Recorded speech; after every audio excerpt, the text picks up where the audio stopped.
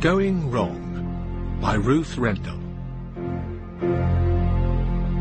I never asked to fall in love with her, just happened. Just like being born. I looked up one day and there she was, and my heart was crashing through my body like a busted lift. Oh, she was alright. Nothing special, scarcely more than a kid. But she crawled inside my head and she never crawled out. She lived behind my eyes. She was the star of my dream video, never off the screen. I'd watch her running barefoot along the shore, pushing a pram through a park, old and grey, going upstairs carrying 2 mugs of Ovaltine. She was in my heart and in my soul.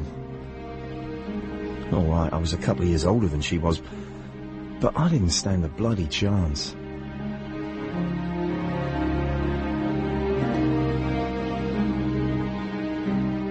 Going Wrong by Ruth Rendell. Dramatised by Robert East, with Peter Wingfield and Una Beeson.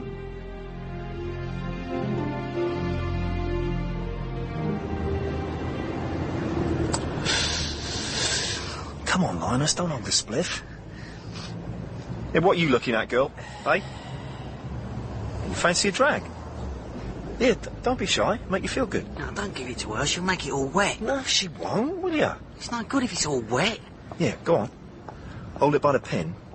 Take it down deep and then let it out slow. That's it. Hang on, let's have it. Got a name, girl? Leonora. Leonora? It's a nice name. Hey, we got nice names too. I'm Guy. This is Linus. And don't say much. And the ugly one is Danny. Danilo, sorry. We're being formal today. Welcome to the dream traffic. Here we are. Park your bum down here. Do you mind if I call you Leo? Leonora's a bit of a mouthful. No, Leo's nice. Where did the other 2 go? Business. Do you like brandy? I don't know, I've never tried it. Here you go, have a swig of that. Well, someone might see. So? Oh, I'm only 15, it's illegal. What, isn't it 15? Oh, it's like medicine. Yeah, that's why they give it to you when you've had an accident. My father likes brandy. Perhaps he has a lot of accidents. Oh, perhaps. My mother throws things at him sometimes. Well, isn't brandy expensive? Linus got it, fell off the back of a lorry. He was lucky it didn't smash. Well, he's a brilliant fielder. Jamaican, it's in the blood. I don't like his tooth. What, he's got one? It looks horrible. Well, it's an investment. Says he's putting his money where his mouth is. Did his tooth fall off the back of a lorry as well? That American tourist paid for it. She was shopping in Knightsbridge, but Linus got to her purse before Harrods did. Yeah, have some more medicine. My mother'd have a fit. She won't let me have a can of Coke in the street. She says it's not ladylike. All the more for me, then. Well, who said I was a lady? I think you're a lady. I think you're my lady. Oh, do you? I don't know where you got that idea from. Can't think. No! Oh, God, oh, no! Oh, you're spilling the brandy! Hide it, don't let her see it. Who? My mother. She's in the car by the lights. What, the Merc? It's all right, she's coming. What a fabulous car. God. It's all right, I don't think she saw you. Of course she saw me. Oh, God, she'll crucify me. No, she won't. She'll say, why don't you bring that good-looking boy I saw you with home? I'd love to meet him. Oh, she won't. There. That's what Claire Rayner says in the women's magazines. Never forbid your children to see their friends, lovey. Get them to bring them home, then weigh up the opposition. Oh, what do you know about women's magazines? I nick them from newsagents. My mum's always out on the piss. I've got to get my parental guidance from somewhere. What about your father? Do me a favour. Can't even remember what he looks like. Guy, I'm going to have to go. Well, if your mother lets you out, I'm down here most days, ducking and diving. I expect you'll have picked up another girl by then. Better not leave it too long then, had ya? You sure a mineral water's all you want? Does it belch, that stuff? No, it doesn't. Let's have a look at you then. God, your ears are all red. So would yours be if you just had them pierced. My mum did hers herself. With a darning needle stuck in a cork. Oof, that's really brave. I couldn't do that. Brave. She was so pissed she was lucky she didn't burst her eardrums. I can't wait till I can wear some proper earrings. What's wrong with those? No, they're just studs till the holes heal. Oh, look. I bought these yesterday. Telephones, see? Aren't they wicked? With their little receivers dangling down. My mother will go bananas. Oh, come here. Let's see if they'd suit you. Get off. Earrings are for girls. And pirates. You're a bit of a pirate. I'll wear these for you on Sunday. All right, be good for a laugh. Where should we go then? Nowhere. You're coming to my house for lunch. Am I? Claire Rayner can't be a complete idiot. Mummy said she wanted to meet the rough-looking boy she saw me kissing in the street. Rough? Some smoked salmon, Guy? Yeah, thanks. You're very lucky, Guy. Such an attractive name, I always think. Huh? I've got a cousin called Guy. When I was Leonora's age, I thought I was madly in love with him. Of course, he's fat and bald now, like the rest of them. What do you mean? I'm not bald. No, darling. I suppose I should be grateful for small mercies. Knowing Leonora's usual taste, I'd rather give myself up for you to be a Kevin or a Barry. Mummy. Well, darling, there was that ghastly Terry. My gran called me Guy after Guy Fawkes. He was a big hero of hers. It wasn't your mother's choice, then? I wasn't my mother's choice, full stop. It's a splendid pate, Tessa. What is it? Boar. What? It's wild boar pate. Ah. Do try some, Guy. You're not a vegetarian, are you? Nah. Quite a lot of Leonora's friends are, aren't they, darling? No, they're not. Only Claudia. What about Charlotte? I thought she was. Last time she was here, she didn't touch a thing. Well, that's because she's anorexic, not vegetarian. Hello, I'm Robin.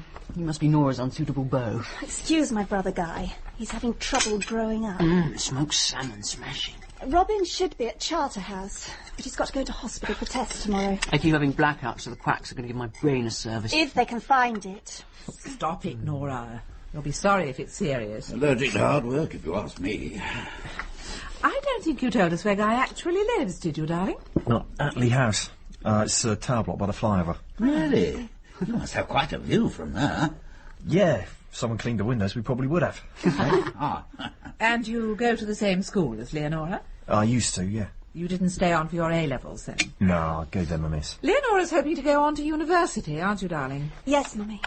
Bristol seems to be top of the list at the moment, but we're hoping if she works hard she might try for Merton. My husband went to Merton. Oh, yeah?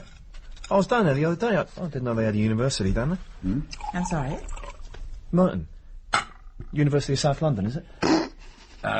Merton College, Oxford. But not a patch on the University of Life, eh?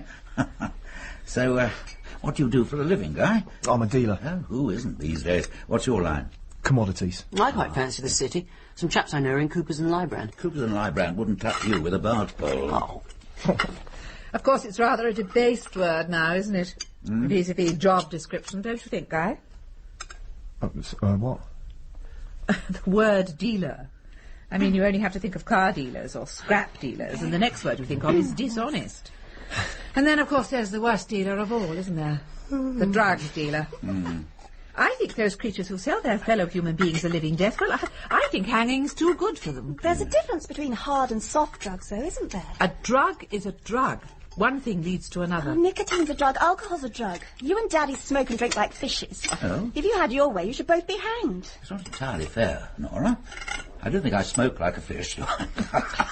Why do you always have to be so trivial? I don't think pot's such a bad thing. Quite a lot of the chaps at school smoke it, and they're decent chaps. Are they? So I'm shelling out a small fortune for you to sit around stoned out of your head, am I?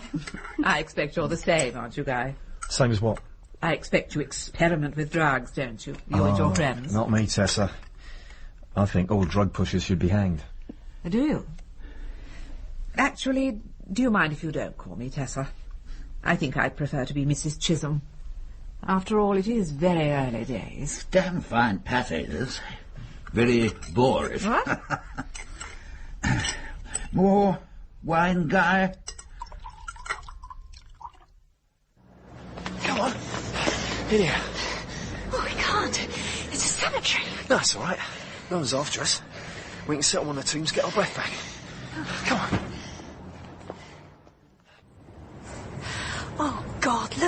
funeral. Don't worry. We can be mourners. You can't be a mourner in an Iron Maiden T-shirt. Anyway, we haven't got a wreath. No, we got all this stuff, though. We could lay it down by the grave. You're mad, you know that, don't you? And you are a bloody sensational thief, Leo. That's more than I've nicked out of boots ever. 1 hairdryer, 2 electric razors, an electric toothbrush and a set of Carmen rollers. Oh, God. Those mourners are looking at us. Oh, come on. If we go down the end, they won't see us. Right.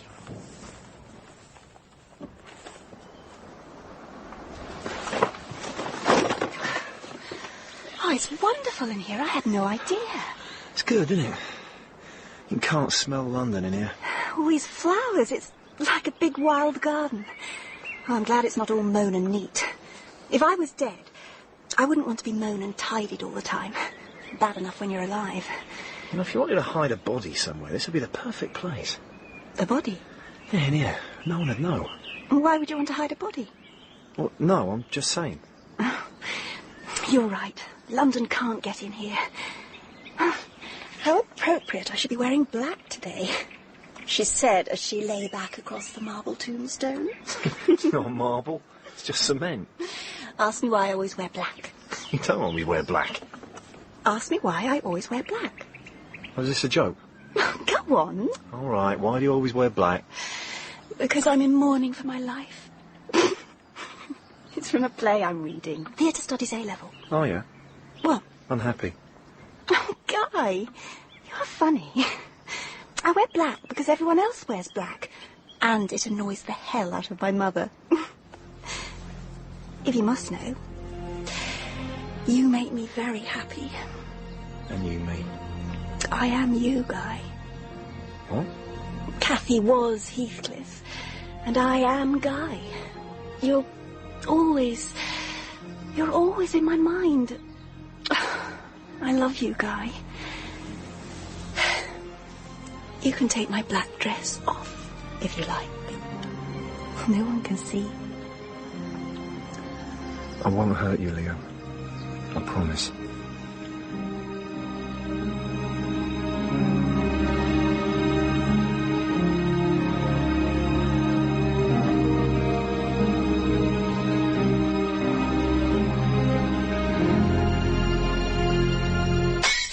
Oh dear, you forgot.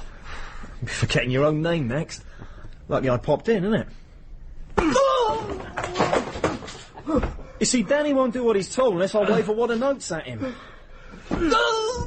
Don't go kicking Mr. Patel in the balls, Danny. How's he going to put it to Mrs. Patel?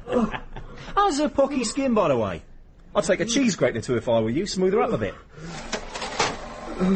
Now, I'll take you out the till this time. But next time, you have one of your nice brown paper bags ready, OK? And we won't have to have all this nonsense. I'll drop by when you're on your feet again.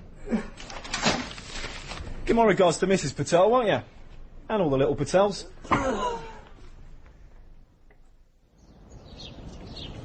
Where's the famous Dream Traffic these days? I never see the other two. I don't know. Linus just dropped out of the scene. Wherever he is, he'll be rolling a joint. And Danilo? Danny wants to clear 100 grand by the time he's 25. You're not a proper man if you can't make yourself rich. Rubbish. No, that's because you got money. I haven't got any money. Yes, but Daddy has. You ain't never gone short. So where's Danny gone to make all this money, then? I don't know. He ain't been in touch for a bit. He's been caught, hasn't he? You were like brothers. The police have got him, haven't they? He's on remand. But he never did it. They fitted him up. Are they going to fit you up, too? What? Well, you haven't got a job, and you've always got money. I sell Carmen rollers down at Portobello Road. Mummy says this cemetery is where the drug addicts come. She'd know, of course. It was such a beautiful place last year. Look at it now, even the flowers are dying. Well, never mind. I'll buy you some blooms on the way home. Cellophane, ribbons, a lot. Danny's wrong, Guy. Money's not the answer. It hasn't made my parents happy. They're going to split up, you know. Daddy's met another woman. Surprised we lasted this long with your mother. She's called Susanna. She's got to get a divorce too. It's all a terrible mess. I wasn't looking forward to university, but well, now I can't wait for it to start. And to get away from me. Oh, it's only Bristol. You can drive down in your girlfriend's car. See a bit of stuff on the side. Isn't that what most men do? I've told you, it's not like that. Carol's just doing me a favour. Oh, yes, I'm sure she is. Yeah, I've got a room in her flat. She lets me use the car. It's a business arrangement. Oh, I don't mind. I'll be surrounded by hordes of dishy men with testosterone pouring from every orifice. Don't, Leo. Don't even joke about it. I was joking. Oh, don't look like an old dog, Guy. I'll live for weekends. That's if you still want to come down. I'll be there, don't you worry. And I'll ring you every day. Well, you needn't go as far as that. So how's tricks then, Danny? Still importing that Chinese jade? It's doing well. Yeah, ladies like a bit of jade, don't they? Goes with their little black numbers. As a matter of fact, I was speaking to my Far East supplier only the other day. He's having some transport problems. Said I'd have a word with you. You know, what with your contacts over there. Oh, don't touch your stuff, Guy. No, your name wouldn't come into it. Your jade, someone else's name. And the odd consignment every now and then from me. Oh, that's right. One Class A consignment, I could go down for 14 years. I'll handle all the paperwork. You won't be involved. You just pick up your money. The taxman pisses in the wind. I don't like it. You'll like it. You're only half a man if you're not rich, eh? And you're twice the man if you're twice as rich. How's Tanya these days, eh? Keeping well, is she? Oh, in the pink. She's up the bloody duff again. Ah, there you are, I see. Expensive things, families. Look, it'd have to be cash. Brown paper bag, Danny, you know me. I wouldn't do it for anyone else, you know.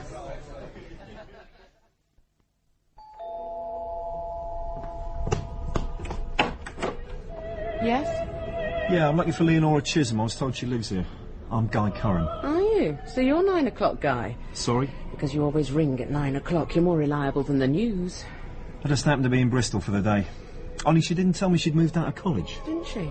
No. Well, I think she knew you'd turn up sooner or later. Excuse the bicycles, just weave your way through. Ta.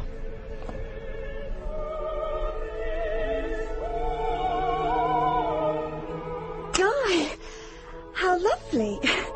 You didn't tell me you were coming. Oh, I didn't know where you were, did I? Oh, I know. It's all been such a rush. We've only been here a week. Week's a long time, Leo.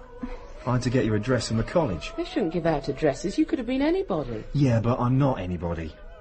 I was worried about you, Leo. I told you. I've been busy. She's hardly had time to sit down. She was sitting down when I came in. What is this? The Inquisition? I was writing an essay, if you must know. Oh, come on, Guy. Don't be cross. This is Rachel. Rachel Lingard Guy Curran. Rachel's reading politics. Going to be an MP, are you? I'm going to be a social worker, actually. Oh, yeah? Well, you'll be sure of a job, then. What do you want to move for, Leo? This place is worse than Attley House.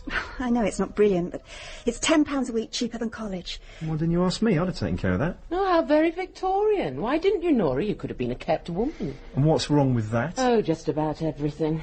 Would you like some tea, Guy? Shall I be parlour-maid? Got anything stronger? Only decaf and Horlicks. I'll have tea, then. Right. Tea for two. You didn't leave me your new phone number. No. Why not? Don't you want me to ring anymore? We haven't got a phone here yet. Don't be so paranoid. Well, how am I going to ring you, then? You could try writing. I'm no good at writing. I'll buy you a mobile. Don't be silly. You can't do that. Why not? Too Victorian? Didn't know they had mobiles. You can let Rachel use it if you like. I bet she don't say no to that. Bet you she does. Come on, let's go out now and buy one. I can't now, Guy. I've got an essay to write. Do it tomorrow. It's due in tomorrow. We can have a run out in my new toy. Yeah. Have a look. You can see it from the window. Not the Mercedes. Top of the range, just like your mum's. How is the old bat, anyway? Actually, she's very happy. You remember Magnus? Magnus? Well, you did meet him once. Magnus Mandeville. He was the solicitor who handled my parents' divorce. What, old skeleton face? He's really very nice. Anyway, Mummy must think so because they're getting married next month. Bloody hell. She didn't look far, did she? And Daddy and Susanna have been invited to the wedding. I think it's all very civilised. Yeah, that's one word for it. Come on, let's go. Look, I can't. All right, you write your essay, I'll sit in a chair. Hey, now you're not in college, I can stay the night. That's not a good idea, Guy. Why not? Because... Because what? Rachel wouldn't like it. Rachel's not getting it. Tell it to mind your own bleeding business. Here we are. I hope you like carrot cake. Leo and me are going out for a drive in a minute. I've told you I can't. My Part 1 exams are only 5 weeks away. Oh dear, the lady's not for turning out, methinks. Prithee, Guy, why so pale? Will, when looking well can't move her, looking ill prevail. What's this? This isn't tea. It's raspberry-flavoured herbal tea. It's our favourite, isn't it, Nora? Put some tape over his eyes as well, Chuck. Bloke's entitled to a bit of privacy after all. Right, I'll love you and leave you then, sunshine. Don't forget to lock up when you finish, Chuck. Right.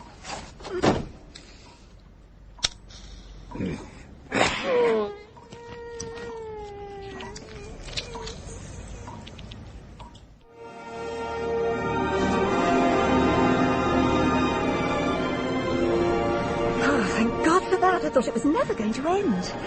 Come on, I'm bursting for a pee. What's the matter? You're not crying, are you? Oh, honestly, Guy, you're worse than Barbara Cartland.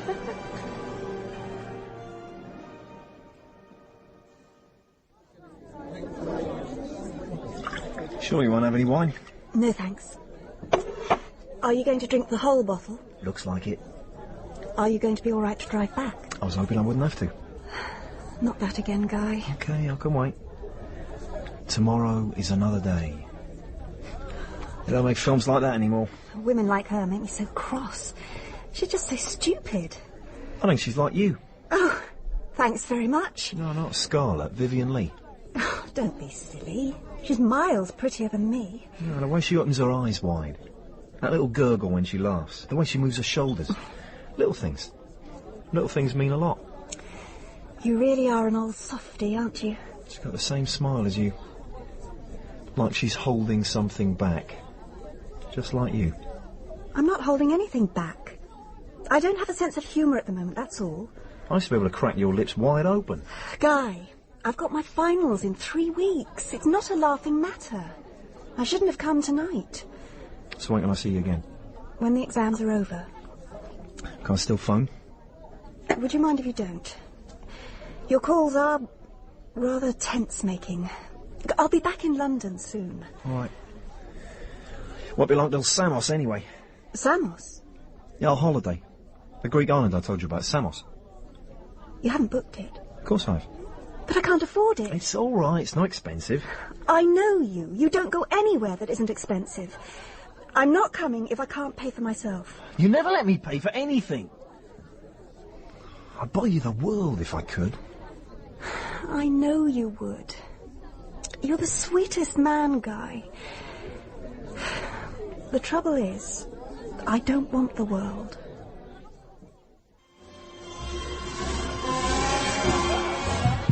Right, now, the moment you've all been waiting for, put your sweaty palms together for the very lovely Roxanne!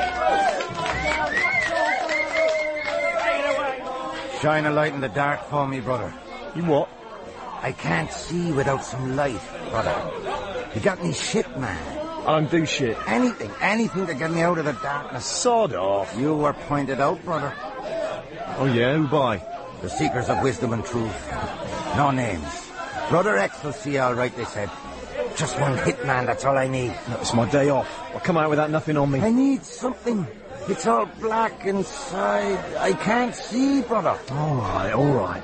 Keep it down. Just give me a couple of hours, and I'll see you on Hungerford Bridge, in the middle. All right, brother?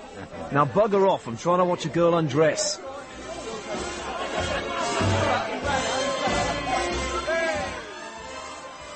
My God, this is amazing, Guy. It must have cost a fortune, and all these lovely things. Yeah, well, I had a bit of help with the fixtures and fittings, friend of Danny's wife. Couldn't hang the wallpaper himself on account of a limp wrist. It's a long way from Atley House. Yeah, I suppose so. You can still see the old place, though, from the top floor. Come on up, I'll show you. There it is. Quite an incentive. Wouldn't want to go back there in a hurry. Here, I've got a real lord next door, you know. Call me Alexander. It's about 107. Business must be booming. Yeah, I've branched out in the art world now, amongst other things. I've got 8 art school graduates in Isleworth turning out paintings by the cartload. Not their own stuff, of course. Things they get up to you can sell to a blind man. No, I've got some contacts in the Far East, and they send me over these photographs, overexposed like the plasterboard. My people colour 'em over. Well, sounds like painting by numbers. Well, a bloody sight better than the crap you get in the Bayswater Road. They look like what they're supposed to look like. You know, children, dogs, Oriental young ladies. Oh, yes. No, all very tasteful. Not a nipple in sight there. Where do you sell them? Auctions, motels, country clubs, places like that. Can't get rid of them fast enough. Oh, I hope you pay your artists well. They do all right. Get a lot more than they get teaching. Do they? That's funny. I'm going to do a year at a teacher training college. You're joking. You've only just finished university. You can't go away again. I'm not going away. I'm doing it in London. Thank God for that. You don't need to work, you know. I'd provide. I don't think so. No, all above board. We'd be married. Married? Yeah, we'll have to do it one day. Will we? Yeah, why not now? Come on, be my wife, Leo. It's all I've ever wanted. I can't, Guy. Why not? I don't... Because, well, I'm too young. Oh, that can't be. Oh, no, well, that's not a Kandinsky, is it? Kandinsky, yeah, that's the bloke. I thought you didn't like modern art. Yeah, I don't, but I was told it'd be good investment. Makes your eyes go all funny, doesn't it? Oh, I think it's wonderful. Where are you going to live, then? With your mother? No. She and Magnus are in Sanderstead. That's too far out. I'm at Daddy and Susanna's at the moment. Robin's still there? No, he's in a flat in Chelsea somewhere. But, we're all meeting up next week to celebrate my degree. Daddy's killing the fatted calf and Susanna's cooking it. I'd love you to come, Guy. If you can bear it. I can bear it. It's them you want to worry about. Actually, we've put an offer in for a flat in Fulham. We? Rachel and me. If we can get a mortgage sorted out. You'd rather live with Rachel than with me? Don't be silly. You've just had 3 years with a bloody woman. She'll be coming to Samos with us next. No, she won't. Thank Christ for that. I've been meaning to tell you. I can't afford a holiday, what with the flat and everything. Doesn't matter, it's all taken care of. No, Guy. I'm sorry. I said if I couldn't pay for myself, I wouldn't go. All right, what if I let you have the mortgage money? How much you need, 50k? Don't be silly. Don't keep saying don't be silly. Silly is the last thing I am. A gift or a loan, you take your pick. Oh, Guy. If only it was possible. It is possible, I don't understand why it isn't. Guy, you're worse than the Great Gatsby. Who? It's a book. Oh, another bloody book. About a rich man who has everything in life except the one thing he wants. Yeah, and what's that? The usual. Some boring woman. You're the last of the romantics, you really are. Come on. You can do something practical. You can make me a cup of tea in your state-of-the-art kitchen. It'll have to be Indian. I haven't got any of that raspberry-flavoured muck.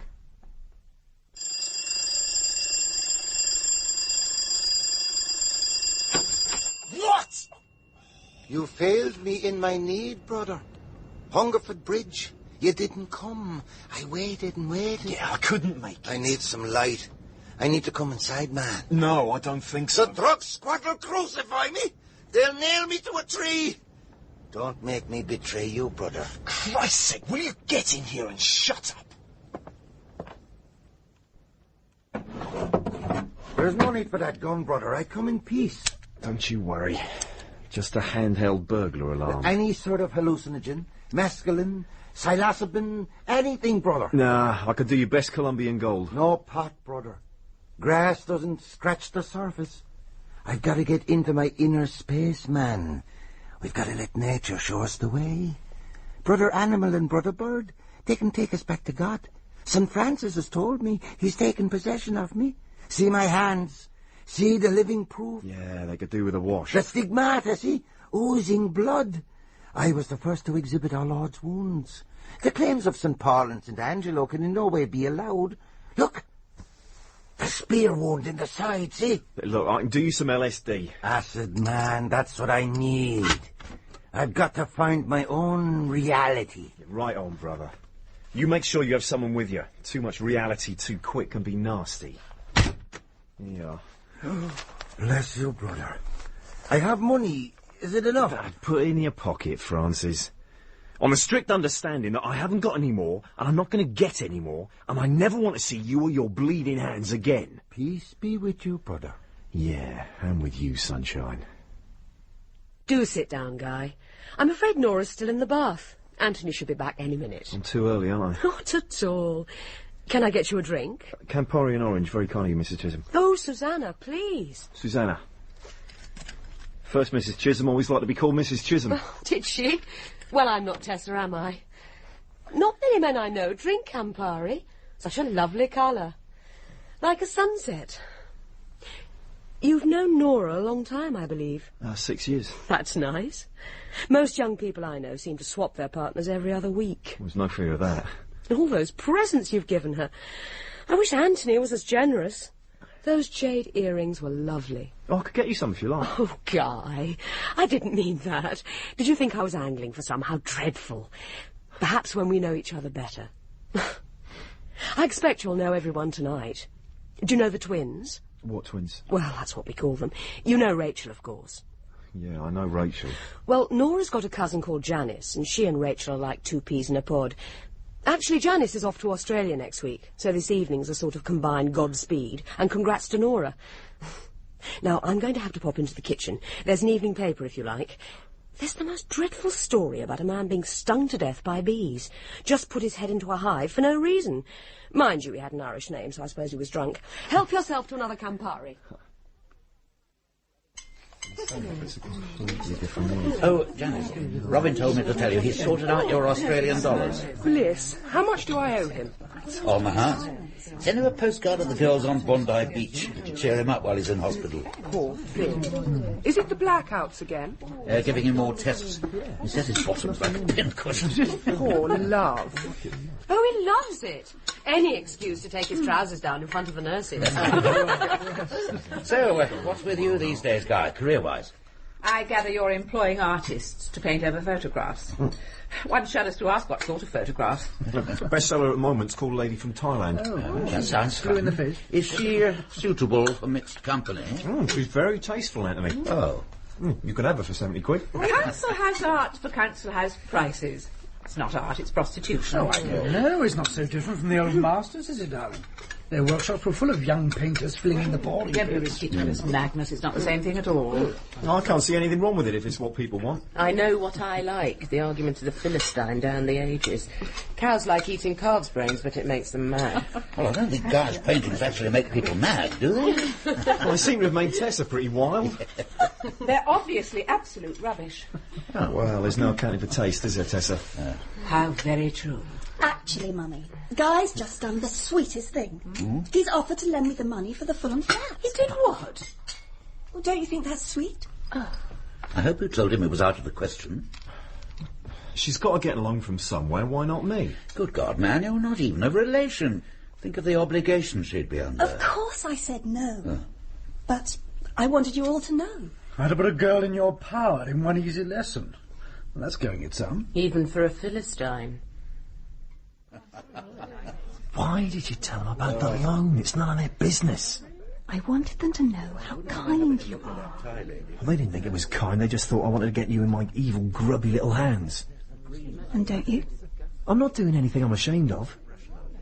I just want you to have a wonderful life. I know you do, but you can't buy it, Guy. It doesn't work like that. How does it work, then? I love you, Leo. You're my life. Well, maybe that's not such a good thing. What do you mean? Maybe I'm making your life too narrow. Maybe you're becoming obsessed with me. That's your mother talking, Leo. That's not you. It's her, isn't it? She's turned you against me, hasn't she? It's got nothing to do with Mummy. I just think we should give each other a little space for a while. You don't want to see me? Of course I want to see you. I'm seeing you for lunch on Saturday, aren't I? It tears a wound in my stomach to think that you might not want me, you know. Oh, don't, Guy. Don't. It's all right. You won't lose me. I'll always make time for us. I bleed inside at the thought of losing you. I know. Every Saturday. How about that? I'll always have lunch with you every Saturday. That's a promise. In my heart, you're in my soul. You be my breath, should I grow old. You are my lover, you're my best friend. In my soul. Yep. I'm Poppy Vasari. I'm a friend of Con Mulvaney. You're going to tell me you don't know who he is, aren't you? That's right. Who he was? Oh, you knew him all right. You gave him a hallucinogenic drug, didn't you, Brother X? I think you'd better come in.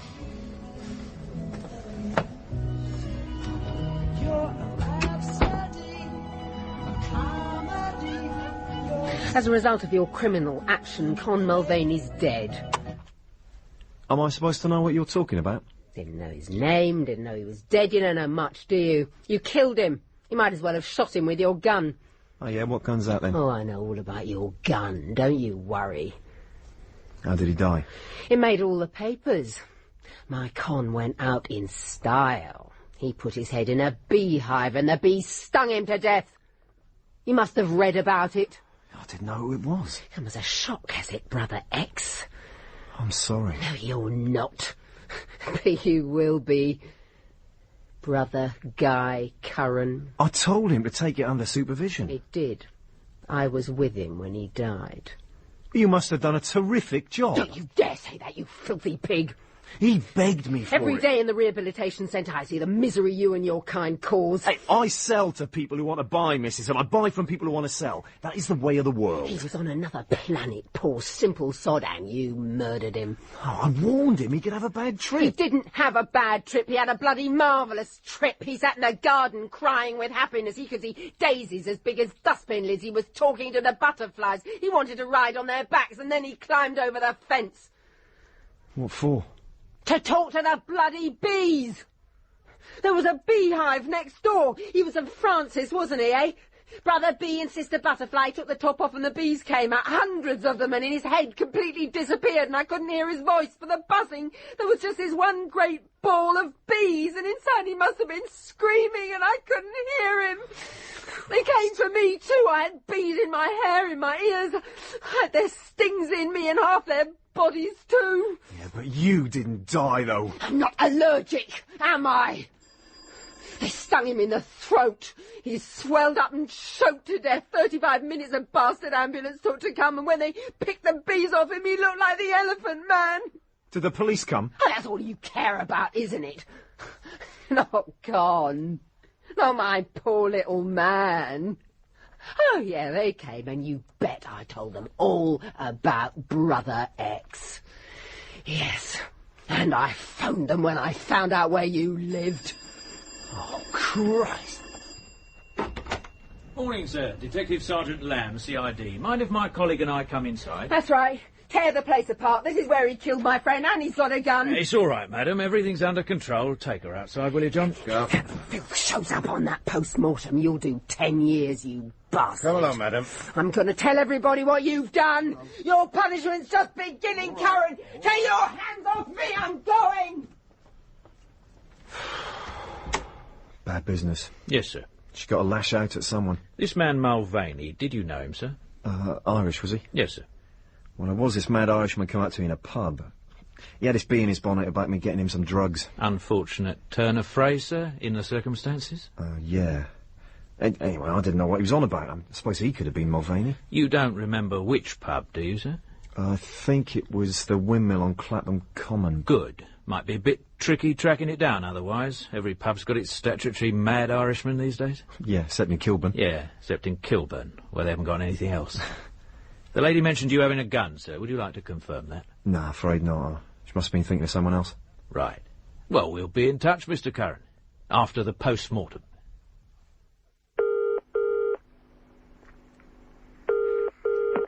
Hello? Rachel? No, it's Maeve.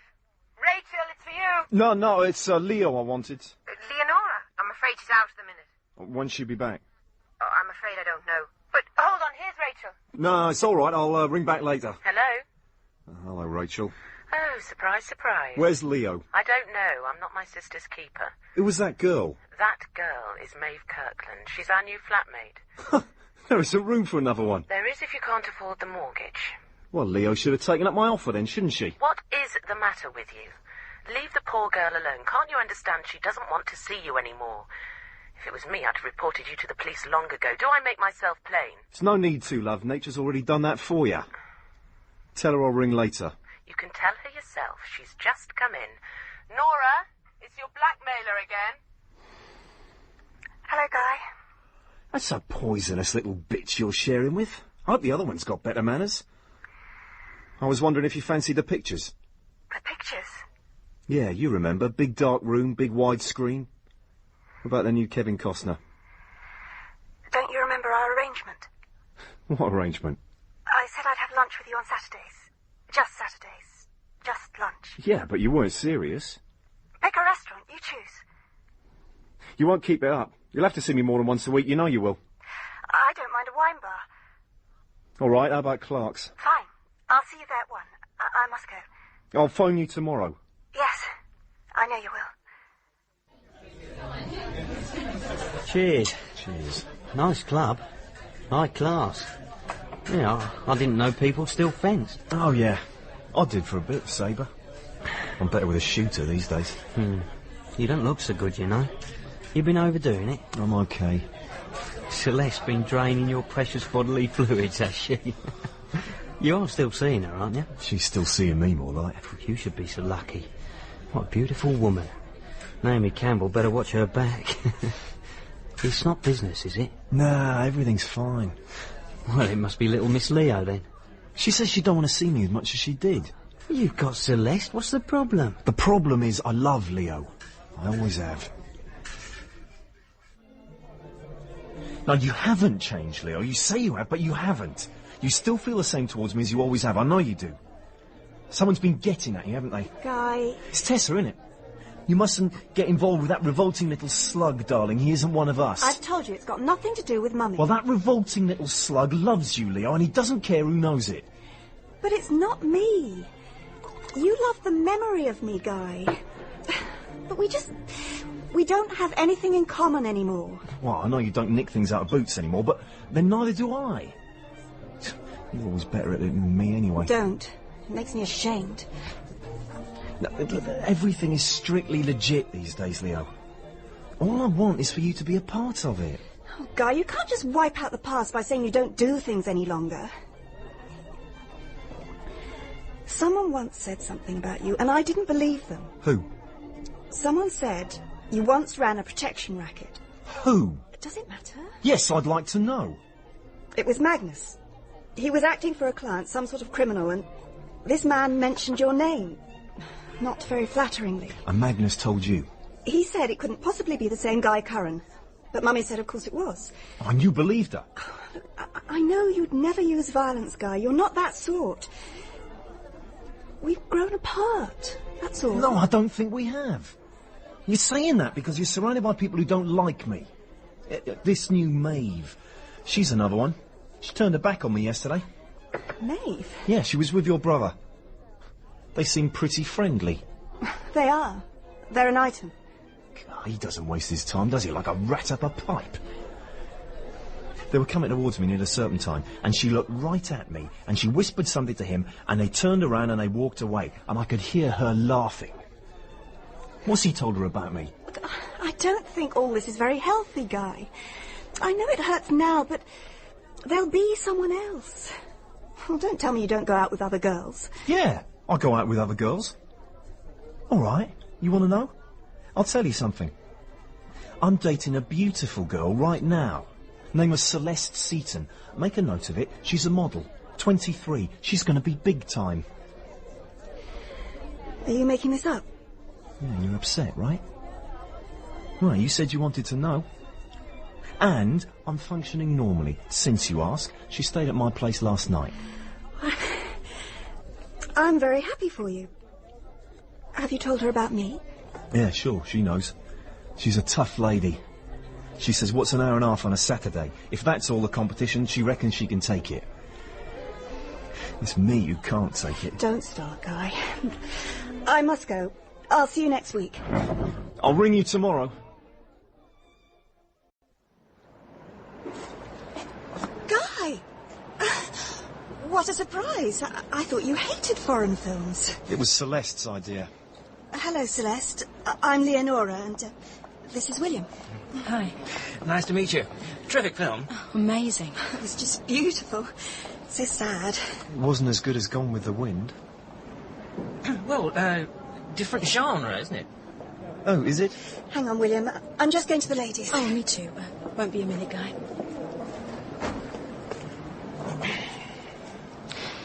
She will, of course. What? Be more than a minute. They always are.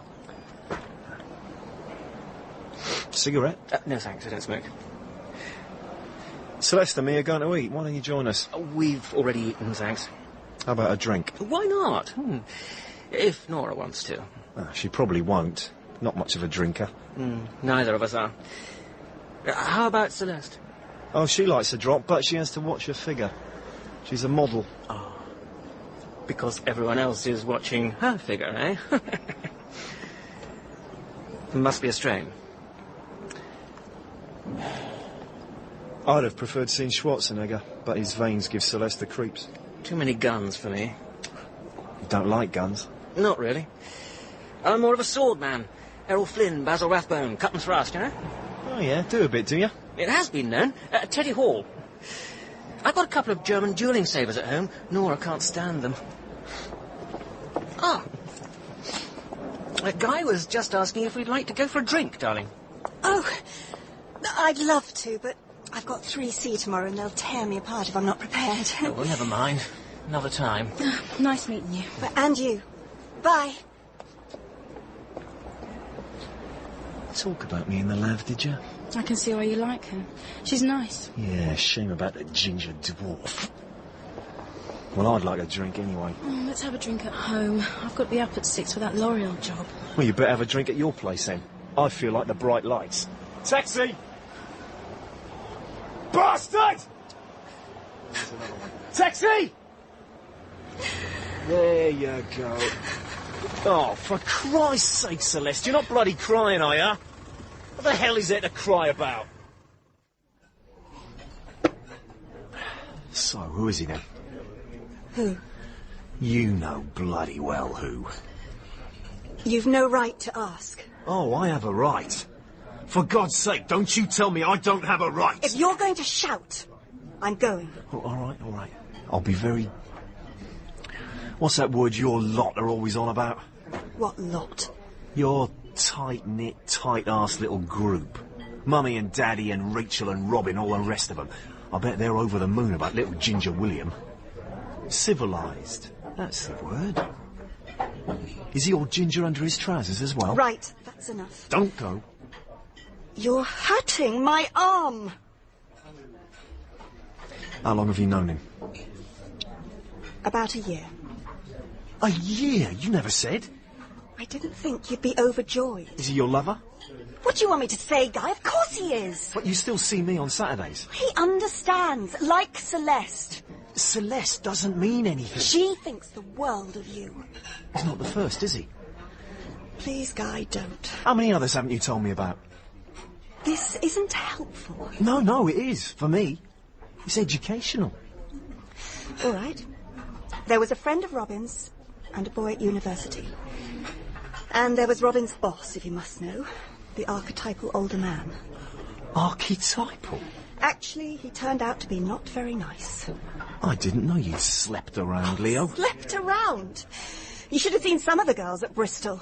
I love you, Leo. I've always loved you. Nobody else. I know you do. I wish you didn't. God, I wish you didn't. Oh, you don't make it easy, Guy, the way you go on. I'll never give you up, you know. You will one day. You must. You don't love this bloke. Why'd you keep seeing me if you love him?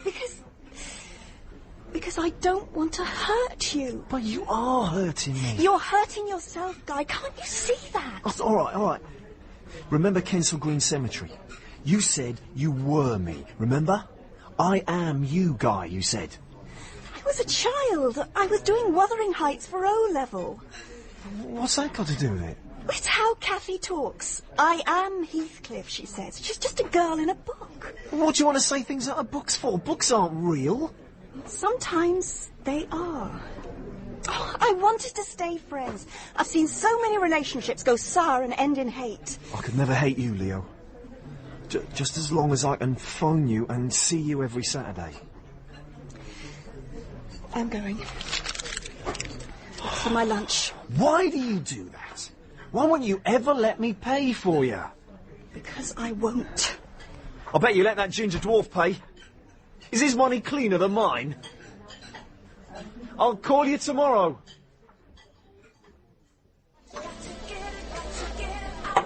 Same again. You want to cut down on the booze, Guy. It's a wanker's game, makes your hands shake. Not me, look at that, steady as a rock. Yeah. Still little Miss Leo, is it? I told her about Celeste. She said she was happy for me. Oh, that's a start. She don't mean it, though. She can't show her feelings. How can she? She's scared of what a little crowd might say. You remember that Vasari woman? Well, the one who paid you a visit? Poppy Vasari. Yeah. She swore she put it about that I killed that nutter Mulvaney. She must have spun a yarn to someone close to Leo. Whoever it is using it to keep Leo from me. You reckon? Oh, yeah. And I'd like to loosen that person's hold, know what I mean? Make an example of them. What? Do some damage like the old days? Yeah, some permanent bloody damage. Well, you've still got your gun, haven't you? Yeah, it's only for show. I'm thinking about a professional job. Thinking? But you better be bloody certain. You're talking 7 to 8 grand. Who do you think this Vasari told then? The fiancé? Eh? The boyfriend? No, I started before we came on the scene. It's one of the family. Or one of her friends. Bitches. What do you mean, fiancé? Nothing. No, it's none of my business. Tell me. Well, Tanya saw it in some paper. Mr. and Mrs. Lardy-Dar Chisholm are pleased to announce the engagement of their daughter, Leonora... blah, blah, blah. You never know. It could be another girl with the same name. If it had been left to us, we wouldn't have bothered to announce it at all. Why don't you just live together? I'm selling my share in the flat to Rachel. She's put you up to this, hasn't she? Nobody's put me up to it. We love each other. No, it won't last 5 bloody minutes. All we can do is try. Don't do it. Wait a year. You're both young. What's a year? Live with the bastard. I can bear that. You're hurting my arm again. Do it for me. It's not much to ask. I don't think you know what you're saying, Guy. I swear I'll stop you. I won't let you marry that piece of shit. I have a right to forbid you, and I will. I really think you should see someone about this. This? What's this? This problem you have with me. I don't have a problem with you, Leo. Who says I've got a problem? Tessa? She thinks I'm a head case, does she? She thinks the same as me. She thinks you need help. Oh, I bet she does. Look, William's got this friend. He's a psychotherapist. William says he's marvellous. Oh, yeah, he goes to him, does he? He used to. What, and you're going to marry this fruitcake? What's he got that I haven't got, Leo? His dick strapped to his ankle, is it? He's got a mind. He thinks about things. And he stimulates me and makes me feel I've got something to contribute to. Oh, and I don't. You put me on a pedestal, Guy. It's not where I want to be. I'm still on that tombstone in Kensal Green Cemetery as far as you're concerned. Those days are over. Oh, I still like you, Guy. I like you a lot, but a lot of you I don't like. Such as? Well, you know, you're smoking, you're drinking, the way you spend your money. But you still do it. What's in it for me, Guy? You just go on and on. You wear me out. I don't know what else to do. Just be my friend, Guy. Ring me every now and then, not every day. Let's meet every now and then, not every Saturday. You want to stop? What's the point? It won't be for much longer anyway. How much longer? We haven't fixed a day yet, but soon. And then? And then I'll be an old married lady and of no interest to anyone.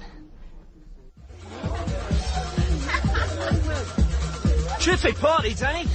It's all Tanya. She wanted to christen a new fountain. What do you think? Very pink, very Tanya. Your son and heir's very lively tonight. All these miniskirts must be setting him off. Oh, don't tell me you're complaining. With a girl like Celeste over there. Here, what's that little prick doing here? Who? Near Celeste, Robin Chisholm. Oh, he knows Tanya's sister. She lives next door to him in Clapham. Clapham? I thought you lived in Chelsea. No, definitely Clapham. Poppy Vasari lived in Clapham. Come on. You're not going to put a contract on Robin, are you? He's a useful boy if you need to move your money about. A baby-faced dealer with no scruples. Excuse me a minute. Eh?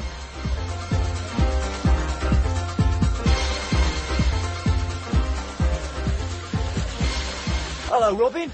Maeve not here? Maeve? Maeve? No, she doesn't appear to be. Good God, I must have left her at home. Wise move, judging by the amount of crumpet on offer. By the way, who's that awfully pretty girl I saw you with?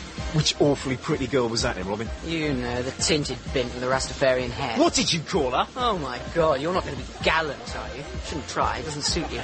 Your shining armour's a bit too tarnished for things. Oh, you pimping, stinking bastard! You set your sister up with her filthy friends, will ya? You little shitbag, I'll kill you! Shut it! Shut it, Guy, and keep it shut. Celeste, take your friend up to the bathroom, there's a good girl. Dry him off and get him out of here. Murdering bloody psychopath, sod off back to your slum. Little sod scratch my face. That's nothing to what you did to him. What was it all about? Christ knows what bacteria that little shit is carrying. It was because of Leo, wasn't it? He used to try and get his friends to sleep with her. Anyone. He was a pimp. Oh, sweetheart, this is all in your head. And your head's a very strange place these days, let me tell you. She told me. She bloody told me. Oh, it's all right, darling. It's going to be all right. I suppose you're angry with me. I expect it was 6 of one and half a dozen of the other. He's never liked me, has he? Patronising bastard. It's him, isn't it? He's the one who's pushing the poison. What? He's told you things about me, hasn't he? Things I'm supposed to have done. He doesn't know anything about what you've done. None of us do. No, I've told you, I'm clean. It's all above board. If you say so, Guy. Am I still on for lunch? Can't be many left now. Named the day, have you? Not yet. You're having second thoughts, aren't you? I knew you would. Look, why don't you come to the flat? Which flat? Mine. I'll cook lunch, if you can bear it. I don't fancy the Cray sisters standing over me. Rachel and Maeve won't be there. It'll be just us. OK, yeah. Oh, I'd like that. I'd like that a lot. Ah, forget it. These things happen in love and war. You tell Tanya I'll make it up to her. Oh, don't worry about it. She was in a fountain herself later on. It was like Rislip Lido in there after you'd gone. Listen, Danny. Huh? It's him. Robin Chisholm. He's the one. I told you I'd tell you when I was certain. Robin Chisholm? I want you to take care of him for me, Danny.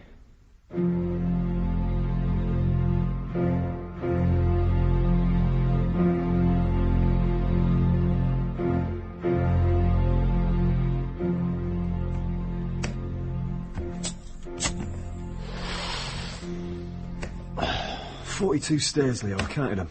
No wonder you're thin as a rake. I don't suppose it's made any difference to Rachel. Still as fat as ever, is she? Do you mind, Guy? This flat's a smokeless zone. Oh, just the one I'm gasping. Flat rules, I'm afraid. Right. Anything in your flat rules about drinking? Don't be silly. Might as well make a start on the champagne, then. You'll have a glass, won't you? No, I'll have a mineral water. This place don't get any bigger, does it?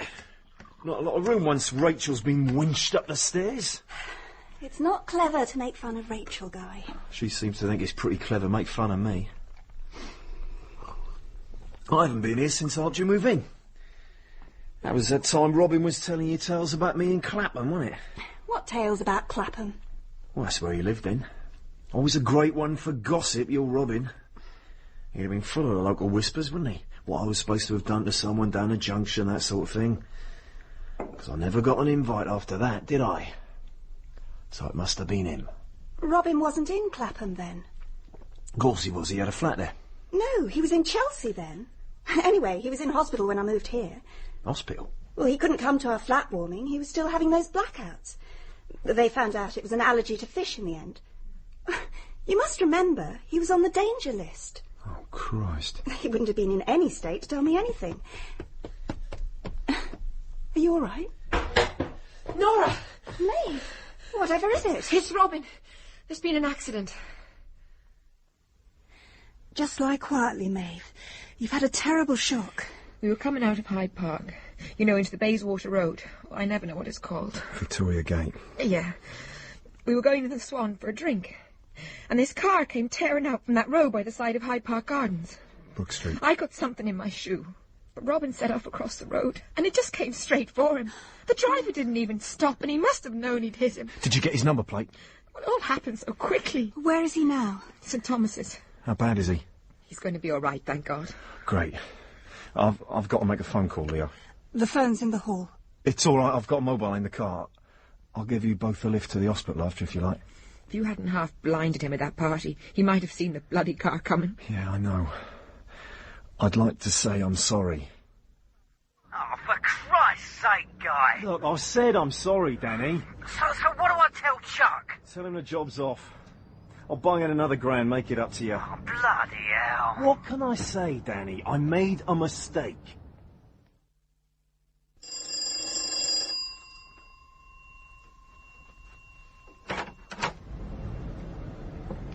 Surprised? It's quite brave of me to come here alone, isn't it? You may frighten my daughter, but you don't frighten me. Nice to see you, Tessa. Why don't we talk about this inside?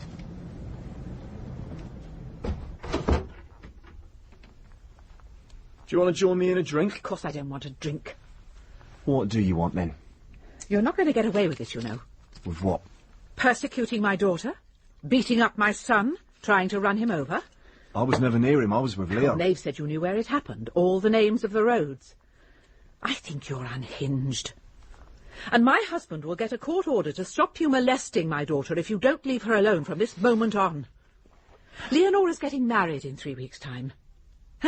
September the 16th, Kensington Registry Office. You didn't know that, did you? No, I didn't. No, because she hasn't dared tell you. But I'm here to give you a very serious warning not to try to do anything to stop it. She loves William and he adores her. And I will not have a verminous gutter snipe like you getting in the way. It's the same old song, isn't it, Tessa? Ever since you first saw me, you bawled it in Leo's ears so often she don't know where she's coming or going. You're trying to get her to marry this ginger dwarf because you know it's me she loves and it gets right up your snot-filled nose. Love? What do you know about love? Someone who'd sell heroin to the mentally disabled. Careful, Tessa. I think a little friend's been telling porkies about me. A very good friend, as a matter of fact, who does love Nora and wants to see her happy. Something you, with all your money and your Kandinsky on the wall there, can never ever make her. You vicious, poisonous old cow. If you weren't Leo's mother, I'd give you such a crack across your over-made-up gob. Now you get out of my house. Okay, so I forgot your sister's birthday. Tell her I'll get seats for Sunset Boulevard. Just give me 5 minutes in here with Guy, will you? She's seen it! Oh, women. Well, I don't have to tell you. No, I'm sorry I've been messing you about, Danny. No, don't apologise to me. Apologise to Chuck. You nearly made a murderer out of him. Well, it wouldn't have been the first time. That's not the point. He's upset. He's got his professional pride. Tell him this time I'm grateful he didn't do a good job. And tell him I've got another name for him. Another one? What is this? Spot the ball? That's a friend of Leo's. She's a social worker in Clapham. Now, that Vasari woman was a social worker in Clapham. It all adds up. Her name's Rachel Lingard. Here, take this card. I don't want it. I know where you live. I've written the address and her description on the back. Short, round-faced, fat, glasses, dark hair, straight back, about 27. Not my type. She's not anyone's type. Give the card to Chuck. My soul.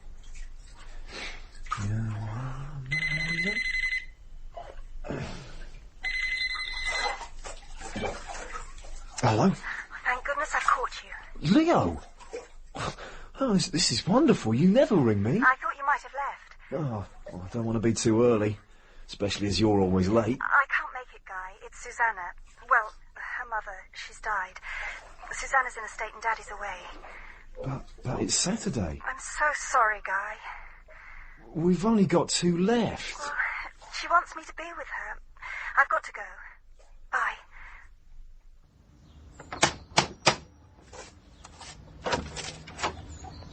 Are you from the Undertakers? I'm Guy Curran. Oh, yes, so you are. We've met before. Have we? I'm Janice, Nora's cousin. We met at a dinner party. Oh, yeah, you were going to Australia. That's right. Now I'm back for for a holiday, really. Do come in. Susanna's in the drawing room. It's Guy Curran, Susanna. Guy, must be ages since we last met. I was very sorry to hear about your mother. Thank you. How did you know? Leo told me. If there's anything I can do... That's very kind, but everything's under control. Actually, if you'll excuse me a moment, I must go and ring Jerry. Jerry is Janice's enormous Australian husband. God knows what size their children will be. Yes, Nora's gone to the crematorium to choose the casket. My mother was rather eccentric towards the end. She insisted her ashes should be scattered from the cob in Lyme Regis, so we need something suitable. Anthony and I are going down there next weekend. Snatch a break at the same time if we can. Life goes on, doesn't it? Yeah. Is Leo going to be long? I'd just like you to know I'm so sorry for you, Guy. You mustn't be bitter because she's chosen William. These things happen. She'll come back to me. I know she will. I hate to see you so unhappy. You're like a knight of old pining for his lady. Yeah. Oh, is that the wedding invitation on the mantelpiece? What? Oh, that. Oh, I must throw that away. It was last week, a friend of Janice's. That's why she and Jerry are over here. Oh, that must be Nora now. Hello, I'm throwing away your invitation, Janice. I hope you don't mind. What? Hello, Guy. Your invitation to Emma's wedding, Janice. Guy spotted it. You didn't want it, did you? No, of course not.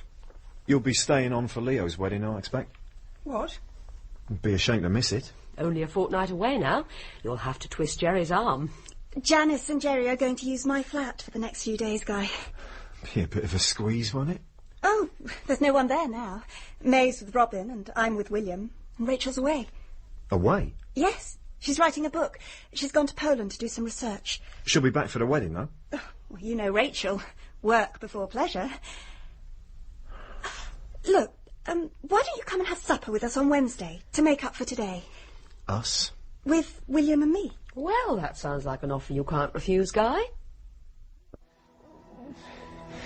Oh. Oh. Sweet Guy. What is it? Bad dream. Bad dream.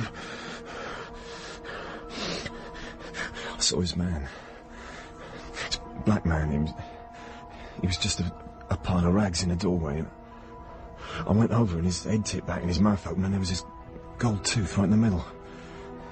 It was Linus Pinedo. And I had a knife in my hand. And I knew I had to kill him. And I felt good about it. And then there was this other figure in the shadows and it loomed up behind him. And it didn't have a head. There was just a mass of bees where his head should have been. And they weren't buzzing, they were screaming. Thousands of little human high-pitched voices. Oh, my poor Guy. I love her, Celeste. I can't help it. I'd love you if I could. You're everything I want. I know, but I'm not her. Don't leave me, Celeste. I want you. I need you. Gently, Guy. Gently. You're hurting me. More coffee, Guy? No, I'm fine, thanks. Didn't have to cook, Leo. We should have gone out. Oh, dear. I didn't think it was that bad. No, I meant with school starting again. You must be tired. Oh, didn't you tell him, Nora? What? Oh, she's given up teaching, didn't you know? I resigned as soon as... I resigned last term. As soon as what? As soon as she knew I was going to Manchester. Manchester? Granada, in their wisdom, want me to produce a new series up there. You never told me, Leo. She probably didn't think it was any of your business. But she doesn't have to go. Oh, I think she does. That's what wives generally do, isn't it? Live with their husbands. Tell him you're not going to leave me, Leo. No, you're right. She's not going to leave you. You can't leave someone you weren't with in the first place. Tell him it's not true, Leo. Guy, you must stop this. I'm marrying William and I'm going to Manchester. What about all this furniture? You taking that with you? I think so. Granada aren't paying me that much. What about these old swords? You taking those? Why? You putting in an offer? Yeah, I'll put in an offer. I'll need to test them out first, of course. See if they're any good. Don't be a bigger fool than you already are. Put them down, Guy. See how sharp they are. Here, catch. This is very childish, Guy. These aren't toys. Come on in, Errol Flynn. If you want her, you're going to have to take her. You don't put that sword down. I'm going to phone the police. There's no need to involve anyone else. This is just between me and this ginger dwarf. This sawn-off little runt. I'm going to cut his non-existent balls off. For God's sake, Guy, please. Get in the hall, Nora. I don't think this chap's quite in control of himself. You wipe that sodding grin off your face. Please, please stop. I'll get the neighbours, I swear I will. For Christ's sake, shut up! I love you, and I'm going to win you.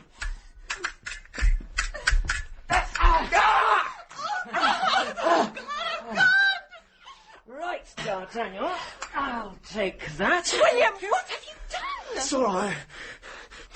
It'll be all right. Still want to buy the swords, do you? For God's sake, William, he's pouring blood. Oh, I'm sorry. I'll drive him to the hospital. You aren't driving me anywhere. It's only my arm. You've got to have it seen to. It might have gone through an artery. William, get a towel. I don't want to lose you, Leo. I despair of you, Guy. I really am at my wit's end. Oh, come on. Let's get you to the car. 14 stitches. I can't believe you could be so stupid. Don't be angry with me. I'm angry with you both. I just wanted you to be friends. Is that so much to ask? I'm sick and tired of the whole thing. I know how you feel. No, you don't. That's the whole point. You don't know how I feel. Otherwise you wouldn't behave like you do. Do you want me to phone Celeste? I want you to stay with me tonight. I'll come in and see you're okay. This is as close as I can park. Are you all right to walk? Leo, does the name Con Mulvaney mean anything to you? Mulvaney? Why? He died a few years ago. He was stung to death by bees. Bees? It does ring a bell. I gave him LSD.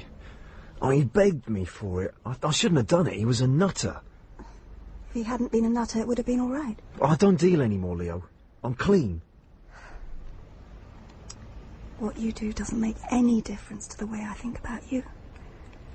Doesn't it? Kiss me, Leo.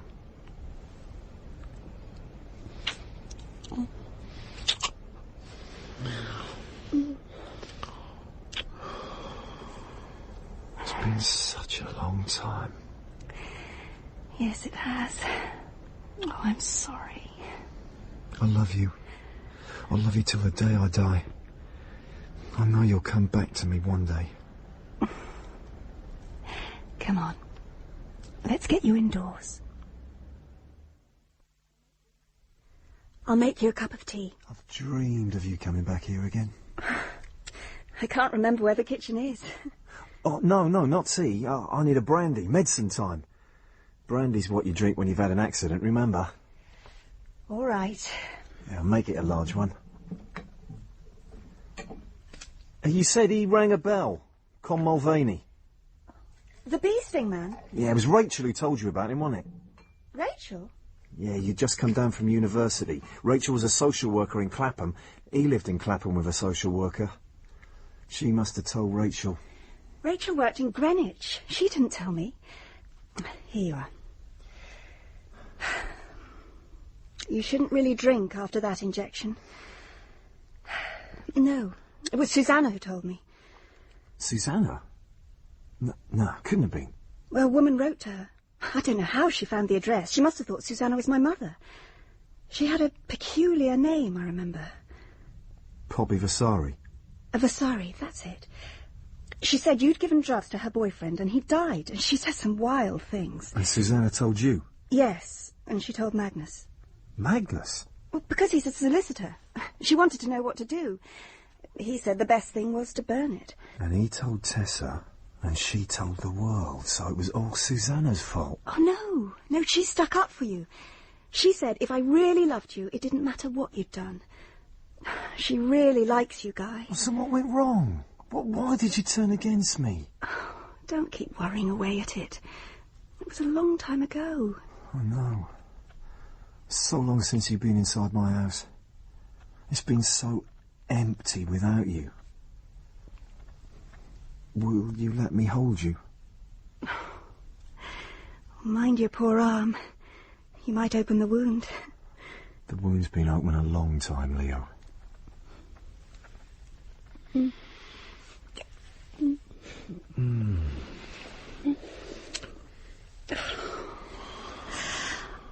Could you do me a favour? Anything. Could we spend the afternoon together next Saturday? Or after lunch? We could go to the cinema or drive somewhere. And the evening, if you like. And the evening? You mean it? Rest now, Guy. I'll phone you in the morning.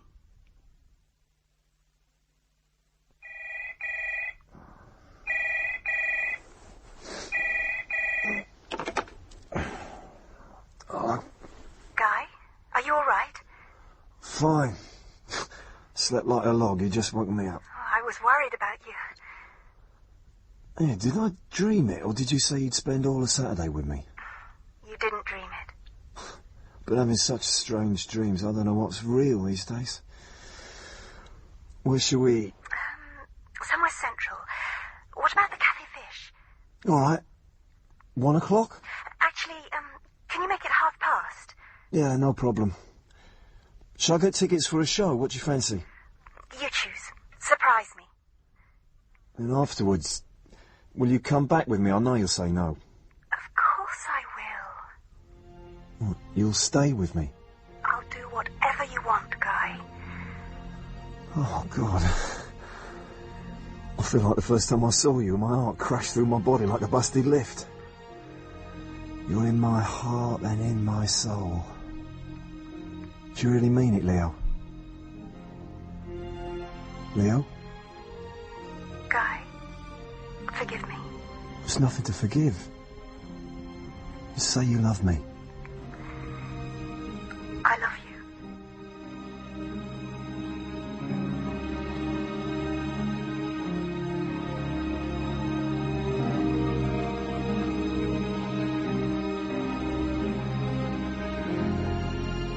I'm sorry, Danny. You want to tighten up, mate. I don't want the money back or nothing.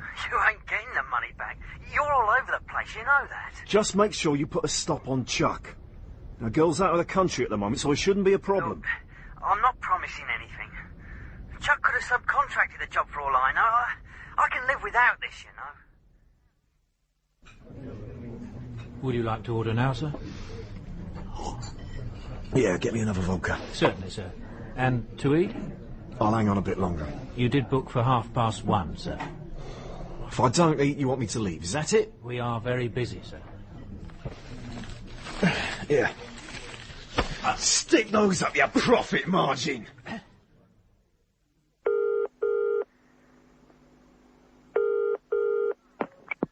Sorry we're not here. We'll get back to you as soon as we can. Just leave a message after this rather unpleasant noise. Rachel Lingard is not available to take your call at the moment. In emergency cases, please phone the Social Services helpline.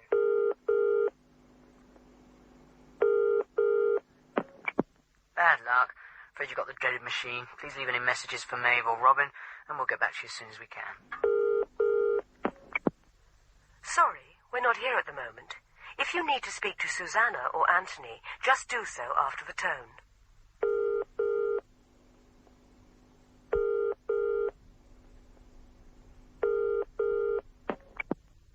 Hello? Tessa? I know you're there, you bitch. I know you've got her. You can't do that. You can't keep a prisoner against her will. You don't think I'm going to lie down and let you walk all over me, do you?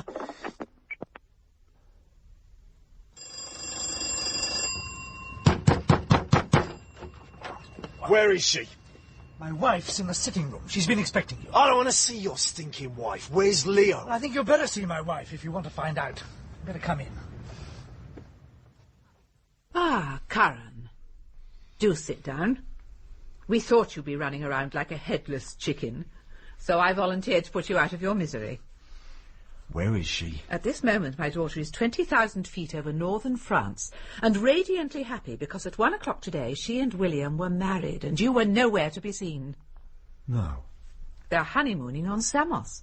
I'm told it's fabulous there this time of year. The 16th. She told me the 16th. You told me the 16th. My daughter was seriously worried about the state of your mind. She thought, well, we all did, that if you knew the date of the wedding, you might do something dreadful. I think you got off lightly. I was all for having a restraining order put on you. Whose idea was this? Leo didn't think it up, did she? I don't remember. It wasn't mine, I'm afraid. I wish it had been, but I can tell you Leonora absolutely jumped at it. She's been afraid of you for years, living in a nightmare of terror about what you might do. She's not frightened of me. She loves me. Loves you? God, I wish I'd made a tape of the things she'd said about you. You made her life a misery. No. You were like a leech. You wouldn't let go. The more she tried to get away, the more you clung on. No. Don't you realise you drove her to hate you in the end? No, that's not true. Why would she see me every week if she hated me? For the sake of her peace of mind, so she could live a normal life for the rest of the week. No, you're lying. Put that out. I don't allow smoking in this house. You're going to make me? Or old Skullface? Shouldn't make rules you can't enforce. I remember whose idea it was to set you up about the wedding. It was Mrs. Chisholm, Susanna. Called all the family together and outlined the whole thing. Leonora was a little apprehensive at first. Where is she? I told you. Samos. No, Susanna. It's no business of yours, but she's gone away with Anthony for a little break. Now will you kindly get out of my house and out of our lives? Oh,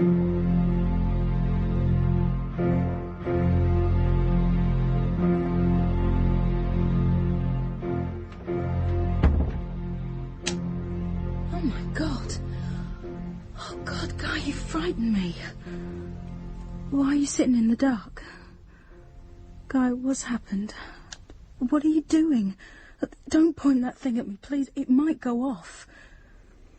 Yeah, I suppose it might. Sorry. I didn't know you had a gun. I've got to go out in a minute, Celeste. Got to see someone. Can I come with you? You ever see a film called A French Lieutenant's Woman? Yeah, Meryl Streep. Leo loved that film. She said they filmed it in Lyme Regis. Did they? They call it the Cobb, the harbour wall. I'm going down there tonight. There's someone I need to see. You've been drinking, Guy. You better wait till morning. I thought she was my friend. Who? But it was the same old story all the time. The wicked stepmother who was staring me in the face. The wedding invitation on the mantelpiece, the soft voice, the smiling. How blind can you be? You're not making sense, Guy. Let me put this gun away. Don't touch it. What day is it today? Saturday. And what do I always do on Saturdays? You always have lunch with Leo. Right. 1:30, she said. I sat there for bloody hours and she never came.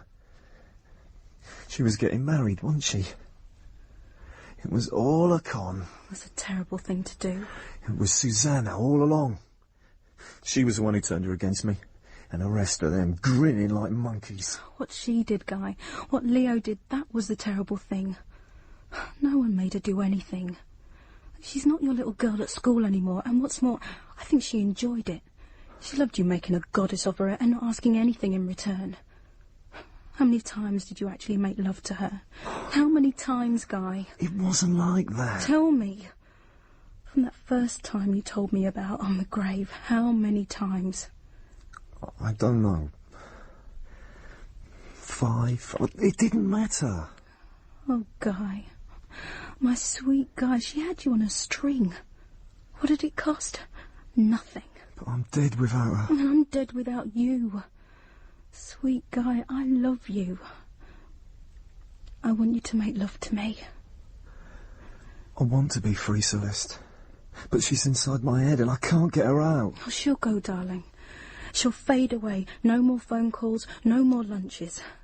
She'll be just another girl. I bought her a ring. Years ago, an engagement ring.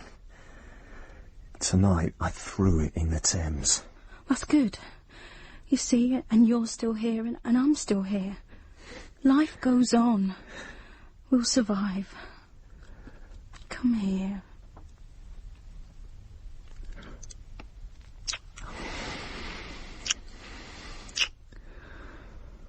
Come to bed. I'll buy you a ring tomorrow. Oh. Now come to bed, don't answer it. I better, you never know. Go on, you go up. I want you, my sweet. Don't be long. Hello, Guy. It's been a long time. I don't believe it. I didn't think you'd recognise me. What, not that gold tooth anywhere? Linus, you old bastard. Where have you been? I thought you was dead. Dead? No, not me. Well, come on in. Bring your mates. I'm afraid this isn't a social call, Mr. Curran. What? The dream traffic's long gone, Guy. I'm on the other side now. My warrant card. Detective Sergeant Pinedo, CID. These gents are my colleagues. After you, Mr. Curran. That gun on the table, it wouldn't be loaded, would it, sir? Yeah, I think it is. Have you got a firearms certificate for it? Yeah, somewhere. Look, what the hell's this all about? We're making inquiries into the death of Mrs. Llewellyn Gerard, sir. I've never heard of her. Is that right? Mrs. Janice Llewellyn Gerard. Portland Road, West 11. Janice? Well, I do know people in Portland Road. Mrs. Llewellyn Gerard was murdered there earlier this evening. Murdered? Apparently she answered the door and she was shot at point-blank range. Christ. Luckily, the assailant was detained by her husband, an Australian rules footballer, as it happens. The man wasn't well enough to make a statement, but we found this card in his pocket. Do you recognise it, Mr. Curran? Yes, one of my business cards. If you turn the card over, sir, there's something written on the back. Can you make it out? Short, round-faced, fat, glasses, dark hair, straight back, about 27. What's going on, Guy? Who are these men? What's happening? You haven't got a specimen of your handwriting around, have you, sir? Just for elimination purposes.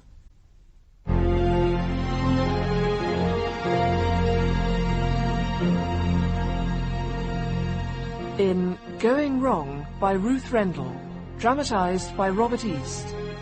Peter Wingfield played Guy. Una Beeson, Leonora. Tom Bevan, Danny.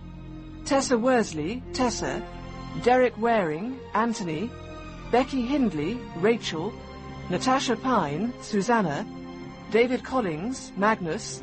Michelle Joseph, Celeste. Kristin Millwood, Poppy. Andrew Branch, William. Richard Pierce, Robin. Gavin Muir, Con Mulvaney and Linus. Iona Grant, Janice. Annabel Mullion, Maeve. And Robert East, Sergeant Lamb. The play was directed by Matthew Walters. The Absent Guest, starring John Thompson and Denise Welsh.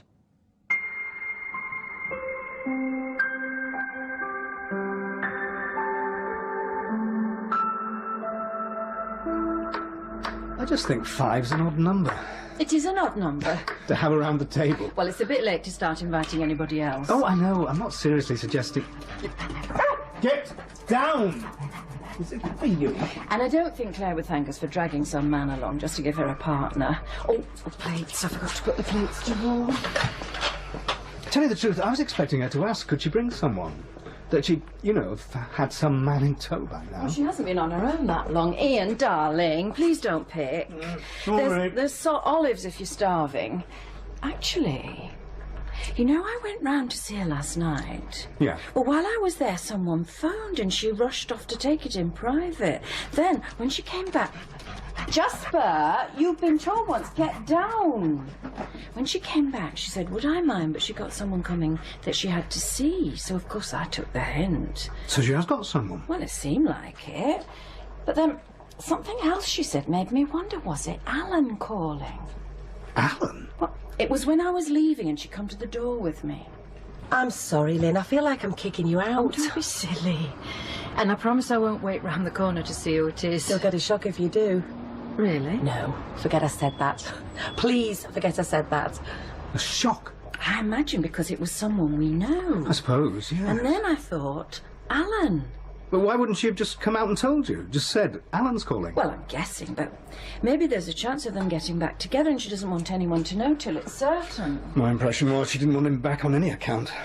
Well, I know that's what she said. More than once. But that was because he was being uncooperative about the divorce and was blaming her for everything. Like she was blaming him. Well, I know. I'm just saying, maybe they've both got over that. Let's hope. But don't say anything, will you? I'm probably completely wrong and it wasn't Alan at all. Say anything. Tonight, to Claire. Oh, no. Not unless she does.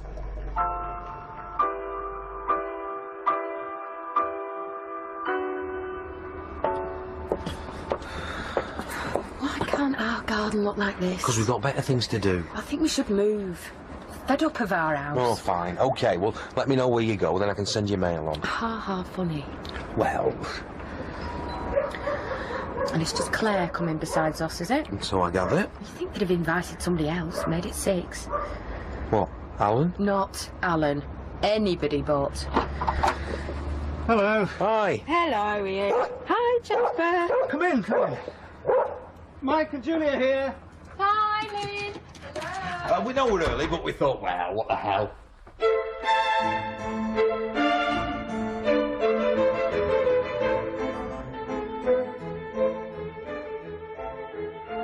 Well, played a round of golf this morning. Which meant getting up at 7. Yeah, me getting up at 7. I didn't ask you to. No, but Saturday morning. Anyway, go on. Tell him the result. You know you're dying to. I won. Yeah.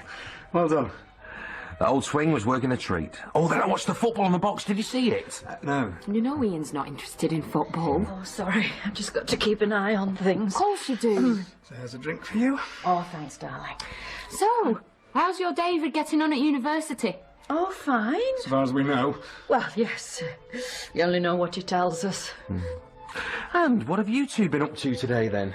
Oh, game of tennis this morning. Oh, you always do that, don't you, Saturdays? With those two. The Jamesons. They have that big house on the corner. They do. So who won that, then? Oh, we just about managed it. And then we went and had some lunch at the Wagon. Oh, you see anybody? Oh, just the usual. Usual suspects. Mike won't eat there. They cater for anorexics. Portions that small, you end up hungrier than when you started. Not everybody eats as much as you. No, but I eat as much as me. Anyway, then after lunch, we went to church. Church? You're kidding. Yeah, it was the Choral Society. They were giving a concert to raise funds. Nice. It was. It was the sort of event you wish you could get to more often.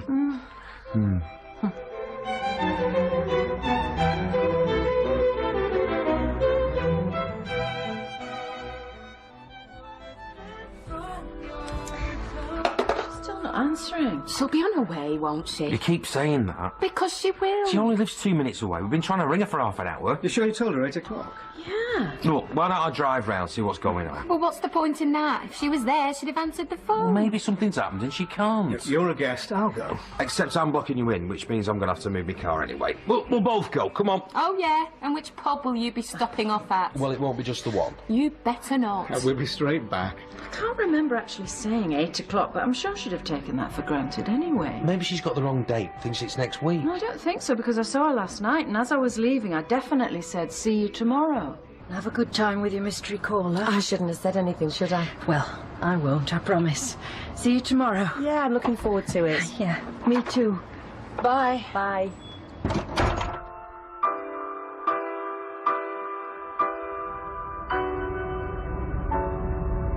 Between you and me, you've got to wonder whether she started on the old sauce a bit early and we're going to find her sitting there, blotto. Oh dear, I hope not. So do I, but that'd be me bet. I suppose she's had a lot to put up with, hasn't she? With the divorce and everything.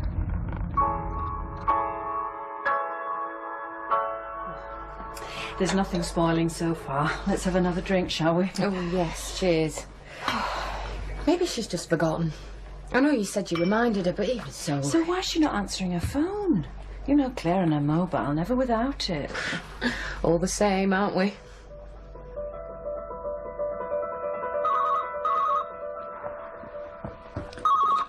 Hello? Hasn't arrived yet, has she? No. Well, we're at the house. There's no sign of anybody here. What about her car? Can't see it, no. Did you look in the garage? She always puts it away. Oh, right. Lynn says she always puts her car in the garage. Hang about. She's not there. No, apparently not, no. Mike's gone to have a look. And the house is all locked up, is it? Seems to be.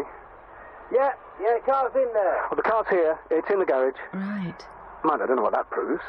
She wouldn't have used it to come to us anyway, would she? Well, at least it means she hasn't gone off somewhere else in it. Hey, round here, look. Look, the bedroom window up there. Oh, right. Top part's open. If I can just get up to it, I should be able to reach in. Open the bottom part and job's a good one.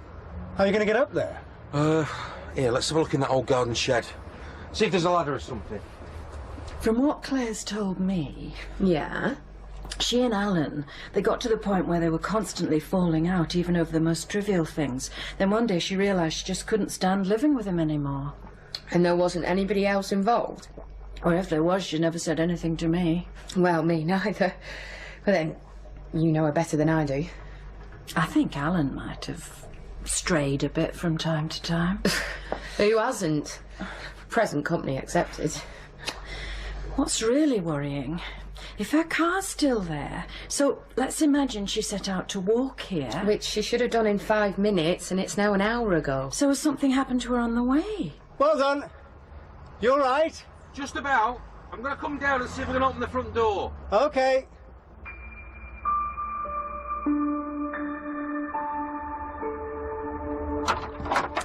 Right then. Wait. Before you come in. What? What? I found her. No. Right there, yes. Oh, no. Mike found her on the floor in the kitchen. She's been stabbed. Stabbed? What? What's happened? Claire's dead? No. Anyway, we've rung the police and, well, obviously we're going to have to stay here. And what do you think we should come round? Well, probably best not. I can't see there's anything you can do, or that any of us can do for that matter.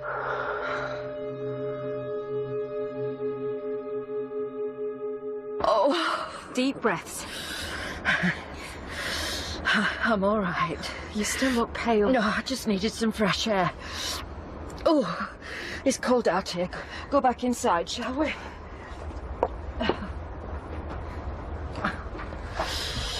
Maybe you should lie down for a while. No, I'll be all right. It was just shock, I suppose you'd call it.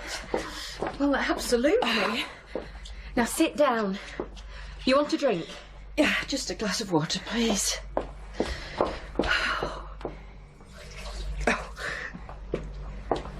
You're getting some of your colour back. I thought I was going to faint. Here. Thank you. Oh.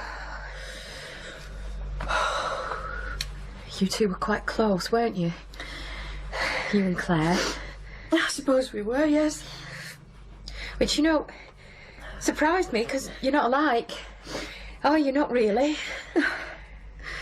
I got into the habit of going round since Alan left. To start with, just so she wouldn't be on her own.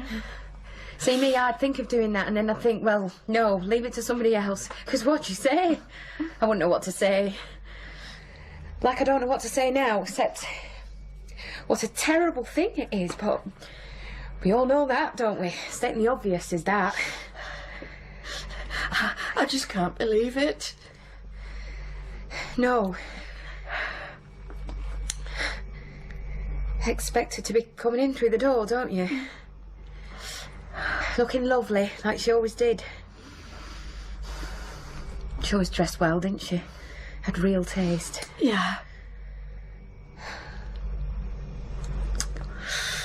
Well, now Mike and Ian are actually finding her. Oh, what must that have been like? Terrible. I hope they're all right. Well, Mike will be. But your Ian's more sensitive, isn't he? And then there's Alan, of course. Somebody will have to find him and tell him, won't they? I mean, he is still her husband. Was. I think the police will do that. Where's he been living? Got a flat, hasn't he? In that new development by the river. But I think he only ever saw it as a stopgap till everything was settled.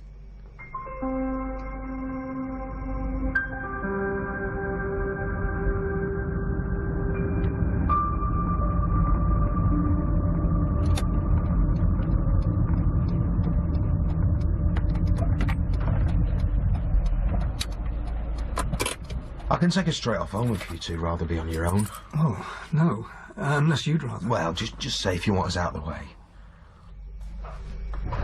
They're here. We're in the kitchen.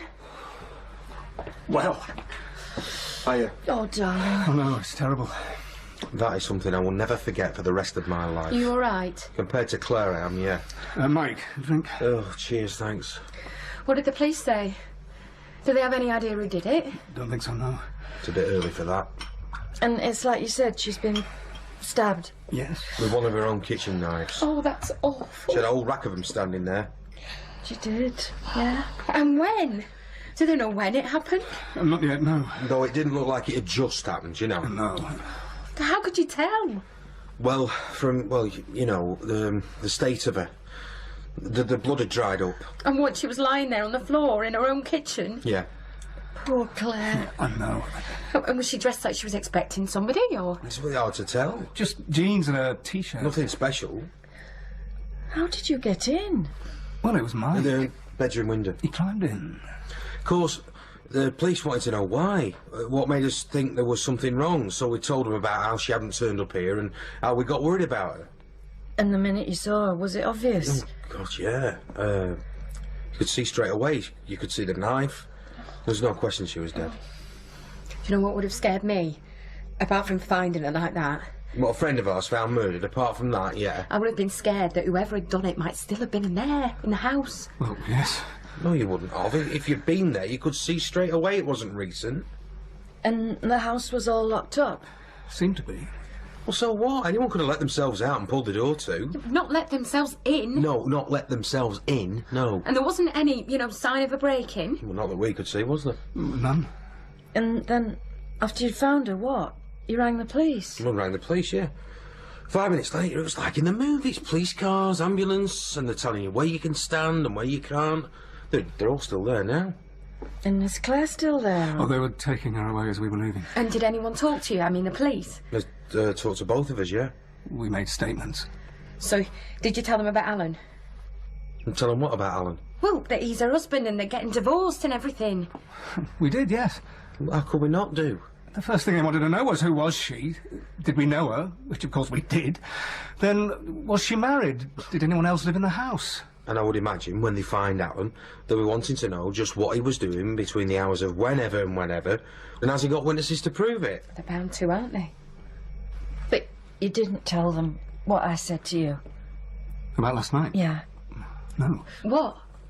Oh, sorry, shouldn't I ask? Oh, no. It's just... I was round there. Yeah, you said.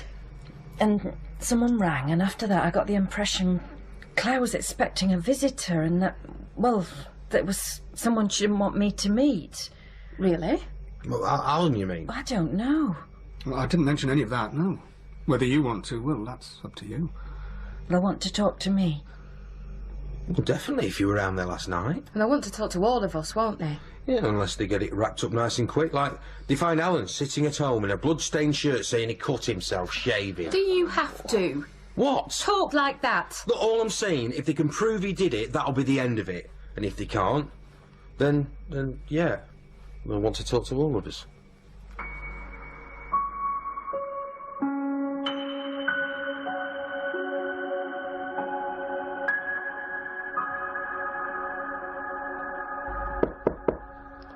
You all right in there? Yes. I was just feeling a bit peculiar, but I'm all right now, yes. You sure? Yes. Maybe we all need some food, do you think? You know, it's nearly midnight.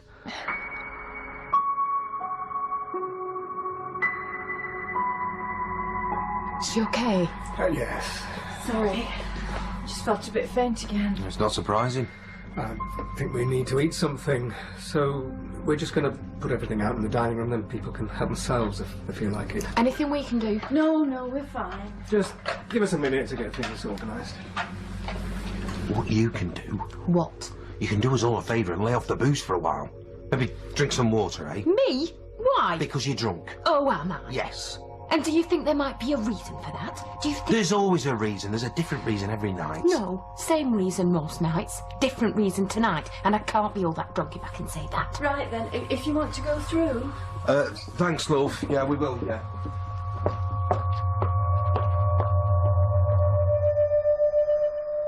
I think we have to wait till the police release the body, then the funeral can take place after that. But who'll organise it? You can hardly expect Alan. Alan might not be in any position. Alan might well be banged up in a prison cell. Yes, but even if he's not... They were in the middle of getting divorced. Surely he can't be expected to take on the responsibility for burying her. Who else is going to? Well, her family, I suppose. I know she has a sister. Well, failing that, maybe we should. All of us. If it is Alan that's done it, would they let him go to the funeral? You think they're going to let a man who's killed his wife go to a funeral? Well, she wouldn't know, would she? No, but the other people attending the funeral, they'd know, wouldn't they? Think about it. Think about it? I can't stop thinking about it. Thinking what it must have been like for her. Yes. Terrible. Can I ask you, Lynn, did Claire mention whether Alan had ever been violent towards her? Never, no. Fair enough. Just we all know what he can be like. Get a few pints inside him and he'll argue with anybody about anything, will Alan? Well, Ian, you must have seen that. Well, he tends to be on a fairly short fuse. But that doesn't mean he was violent towards Claire. Well, of course it doesn't. I'm just saying he has a temper, and also, if you want to get him going, just ask him about his divorce, and he'll give you a real mouthful about what he thinks of women, and their lawyers, and the money he was trying to find to get Claire off his back. Oh. The police. More than likely. Well, hardly be anybody else at this time, will it? I'll take them into the lounge. Excuse me. Alan. Haven't he got you up, have I? No, we're still... Mike and Julia here. Would you like to come in? Not if it's gonna upset anybody. No, look, come in.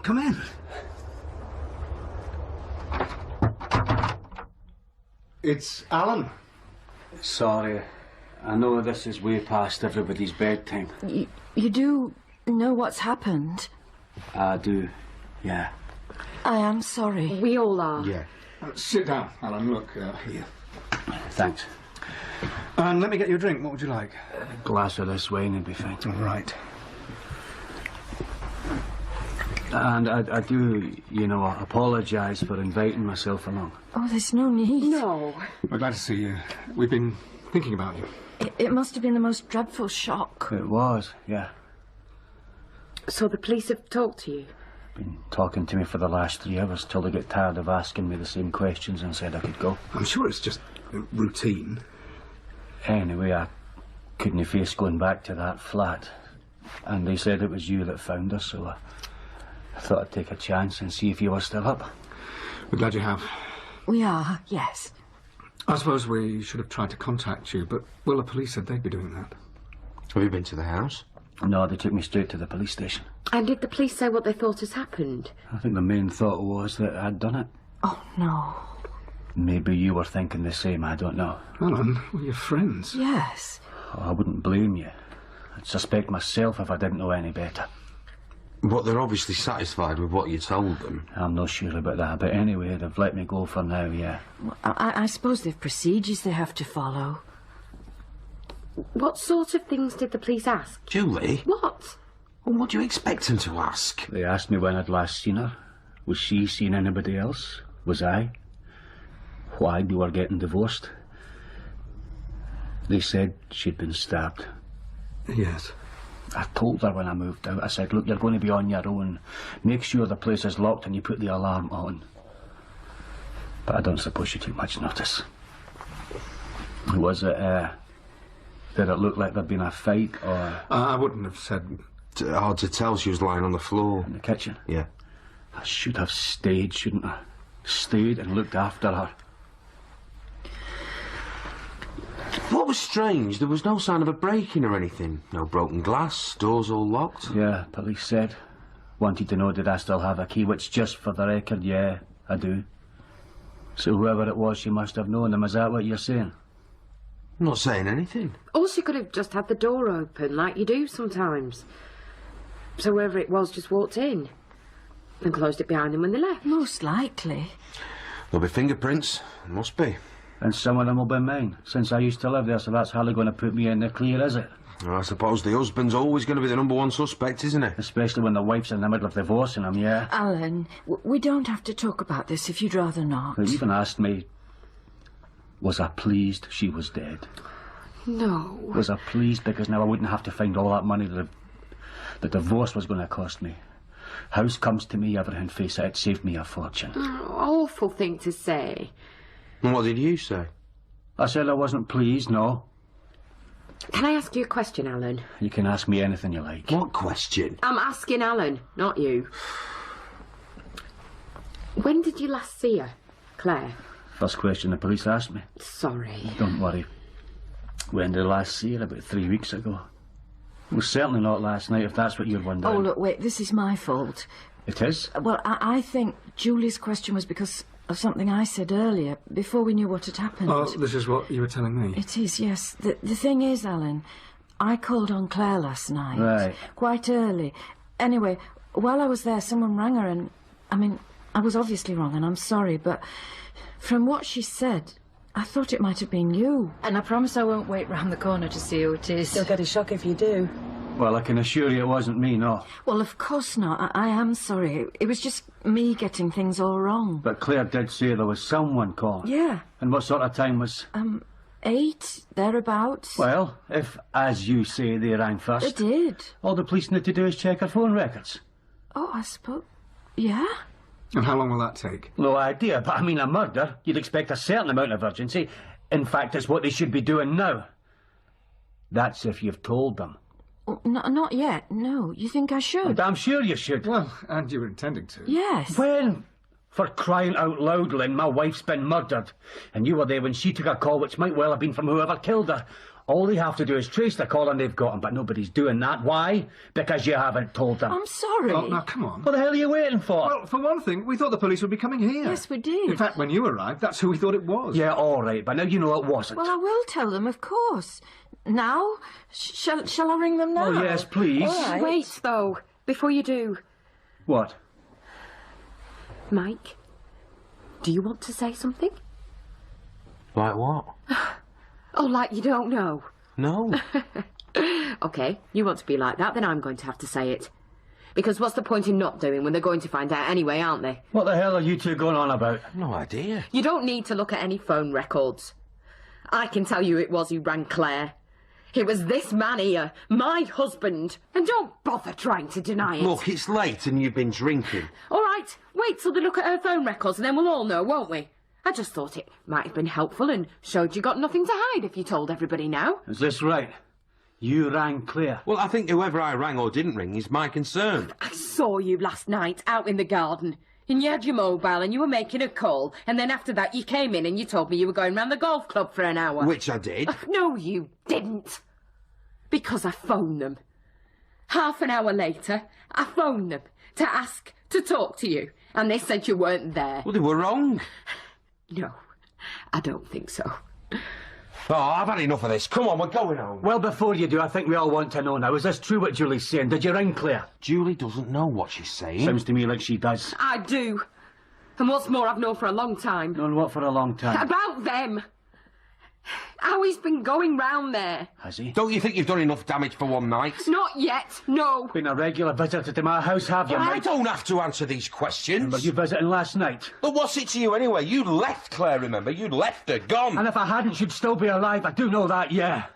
So now all I can do, because it's all that's left, is to try and find out who killed her.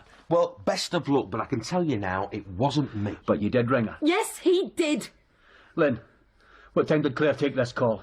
Just after 8 o'clock. Which was the time I saw him with his mobile, yes. And after she's taken the call, that was when Claire asked you to leave, saying you'd have a shock if you knew who was coming? Yes. Well, and now we know why, don't we? Because it was good old Mike here, wasn't it? So what happened, eh, Mike? What made you do it? No, I'm not saying he did anything to her. No, I am. I'm the one saying it. Okay, okay. You want me to tell you what happened? Oh, yes, please. Then I will. Because none of this gets you off the hook. None of it. Never mind me. You went to see her? I went to see Claire, yes. Thank you. I rang her first, then I went to see her. And then what? Well, let me just say this first. Whatever been going on between me and Claire, it was all after you moved out. Well, after.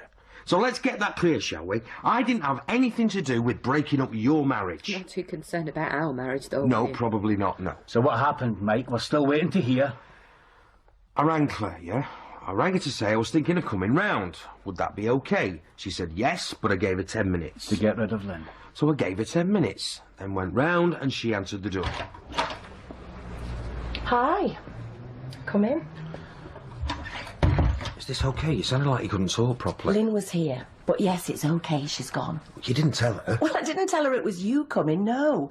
Hey, and I hope you don't go telling anybody. With no chance. I've got enough on my hands with Alan as it is. Do you want a drink?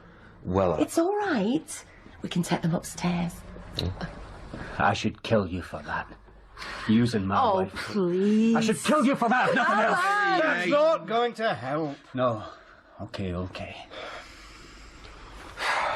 That was it, really. I was there for, I don't know, less than an hour. After which I said goodnight and I went home. No. I went to the golf club. I had a couple of drinks there, then I went home.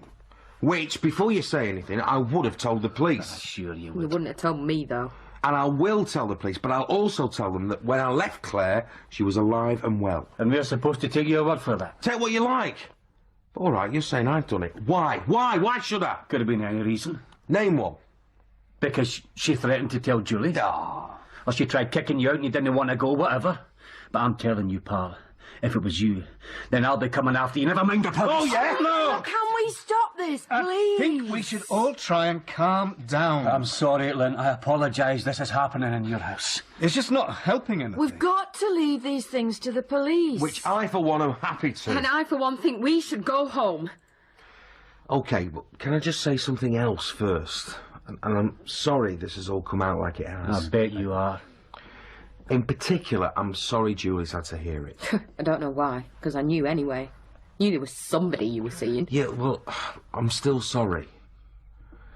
Only can I just say about last night, there was somebody else came to the house after I left.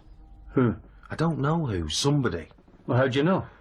Because I say after I left, well, actually it was while I was still there. All right? Yes, thank you. Thank you. And it's all right, you can look at your watch. I wasn't doing Oh, it. but you were trying to. Come here. I'll look at it for you. It's, 9:15. Somebody at the door. Who? Well, I don't know, do I? Just ignore it. Well, I know, but all the lights are on. Might be somebody who's got a key. Well, Alan, you mean? Well, it could be, yeah. Well, except wouldn't he just come straight in? Well, he might, but he might be just, being polite, showing he respects my privacy. What do you want me to do? You go out the back door, it's on the latch. Hang on, I'm coming. I won't open the front door till I hear you go out the back. And you thought it was me? Yeah. Well, it wasn't. Claire thought it was. Then she was wrong. So who else could it have been? Well, how should I know? Maybe she had other visitors. Maybe you were just the first. Oh, Alan, don't. Or maybe we just don't believe a word you're saying and I wasn't anybody. Look, somebody else arrived, and that's the truth, whether you like it or not. But you don't know who. You didn't see or hear this person. No, I let myself out the back door, and as I was closing it, I heard Claire opening the front. Then I went out through the back garden. And was my car there, outside the house? Well, I wouldn't know, would I? On account of I didn't go round the front again, I went down the alleyway, which lets you out onto Peacock Drive, which was where I parked. But you'd like to think it was me arriving, wouldn't you? Like to think it, because you'd like to think I did it, that I killed my own wife. Alan! Let's all stay calm. Calm? My wife's been murdered, and if that's not bad enough, then I'm being accused of killing her. And who's accusing me? Who is this pointing the finger? The man who was sneaking into her bed behind his own wife's back. I'm trying to help find out who killed her. Well, I get the impression you'd rather have us not find out. You'd like to prove I killed her, that's all you want to do. Because I think you probably No, did. because you did, because you killed her. And this story about somebody else turning up is just a pathetic attempt at covering your own tracks. No, it's not. You've admitted you were there and that you were alone with her. Oh, but he didn't kill her. I know he didn't. You know? Well, you're taking his word for it. Well, I'd hardly do that, would I? I know better than anybody that he's a liar, that you can't believe a word he says. But I also know he didn't kill Claire. Because, see, last night when he was in bed with her, I was the one who arrived at the door. I was the one who rang the bell. Julie? Yeah, it's me. Is he here? Sorry, My husband. Who do you think? Look, why don't we talk inside? And she invited me in. Of course, I didn't know he'd just hightailed it out of the back. And you're not just saying that to get your husband off the hook. I thought it was you I was getting off the hook. Micah said there was someone else arrived, and I'm telling you, it was me. Lynn, you believe me? Yes. I knew he was seeing her. I knew that last night was one of them times. Oh, I tried to tell myself I was wrong, that I was getting paranoid. Like I said, I rang the golf club. Only that didn't help because you weren't there, were you? No. Even then, I told myself, do nothing, Julie. It's happened before, and he stayed with you, so why should this be any different? Just do nothing and pretend you believe him. But I couldn't. Maybe it was because I thought Claire might be taking him seriously, even though I knew he wouldn't want her to. So I went round. And what happened? Does that matter? Don't know. We don't know what matters anymore, do we? Look, Julie, love, you don't have to tell us anything else. I'm going to have to tell somebody, aren't I? Might as well be you. Your husband isn't here. Search the house if you like. Well, then he's been here. Oh, really? He's been coming here for weeks. He's told you that, has he? Not in so many words. But there've been all the signs, yes. And what sort of signs would these be? Well, for one thing, he doesn't talk about you anymore. What, and he used to? Yes, he did. When you and Alan first split up, he was like, oh dear, what's gone on there then? Wanting, to know the gossip like we all do, don't we? Now he never mentions you. That might just be because it's not news anymore, is it? Oh, for goodness sake. And another thing, I notice if we see you in the pub, you two ignore one another. Where once it would have been all like, oh, look, there's Claire. All right. I think we've heard enough. I'm not stupid, you know. Oh, he thinks I am. He thinks he can go his own sweet way and I'm none the wiser. He's had other women. Always has. Right from when we first got married. If you think that, then why don't you leave him? I wish I could. I suppose I must love him, really. Which'll make you laugh, does it? None of this makes me laugh. Oh, what is it? You think you're getting your own back? Your husband left you. My husband left me because I told him to go. Yeah, well, whatever. Your marriage has fallen apart, so you think, why not bring a few others down with you? That's a terrible thing to say. Why? Because it's true? You have come looking for your husband. He's not here. Now, I'm sorry if you two have got problems, but don't come blaming me for them. And I left about, 10:15. Back to your loving husband. Oh, well, no, he wasn't there. He'd gone to the golf club. Hadn't you, dear? Establish your alibi. I had, yes. Me and Claire, we even talked about tonight. In fact, we were both coming here. You've been invited to this dinner at Lynn's tomorrow. And so have you. So we'll soon be meeting again. Yeah, I was just going to suggest that we don't mention tonight's unfortunate misunderstanding. Is that what it's been? Well, unless you want to embarrass yourself as well as everybody else. No. OK, I won't say anything. Doesn't mean I believe you, though. So, I'll see you and your husband tomorrow, then. Something to look forward to. Of course, we didn't know then that we would never see her. Never will. And now, I really think we should go. Yeah. Thanks, Lynn. Yeah, thanks. It's, well... Been a long night. It has. Can I say something? Oh, look... No, I'm not going to start sounding off again, just... I know we've all been accusing one another, and before you say it, me more than most. And all we found out is that a lot happened last night, more than any of us thought. Well, all right, it's the police are going to have to sort it out with their fingerprints and DNA and all that. They might have already. They might. What I'm saying, I don't propose telling them anything that's been said here. And that's not because I don't want them to nail whoever it was did this terrible thing to my wife. Which is what she still was. What she died as. My wife. Because I do want that, of course I do. But I don't particularly want all this tittle-tattle, all this who she was seeing. I don't want all that getting out if it doesn't have to. You want people to think well of her? I do, yeah. And we all do. And always will. Well, I won't be saying anything, unless I think it'll help. And I certainly won't. Well, there we are, then. Lynn, Ian, thanks for the hospitality. I know I kind of invited myself along. I was just scared of being on my own, really. Well, if it's helped. Of course it's helped. You've both been marvellous.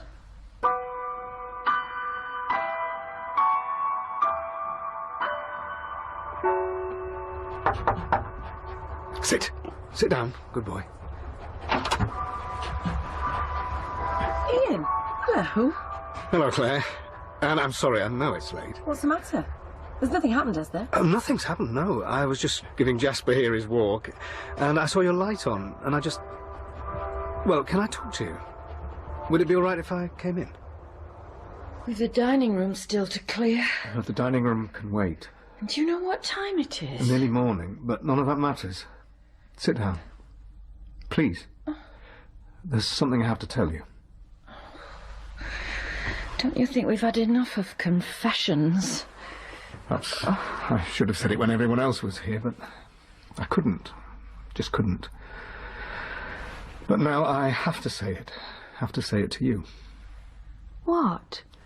It's about Claire. Yes?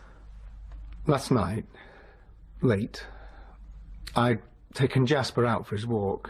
You remember? Yes. I went down Prospect Drive, which I often do, and I saw Claire's lights were on. I mean, inside the house.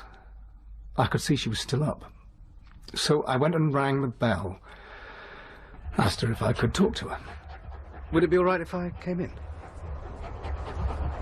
I could leave the dog in the hall, if you don't mind. All right, yeah. He won't be any trouble. Come on, boy. In here.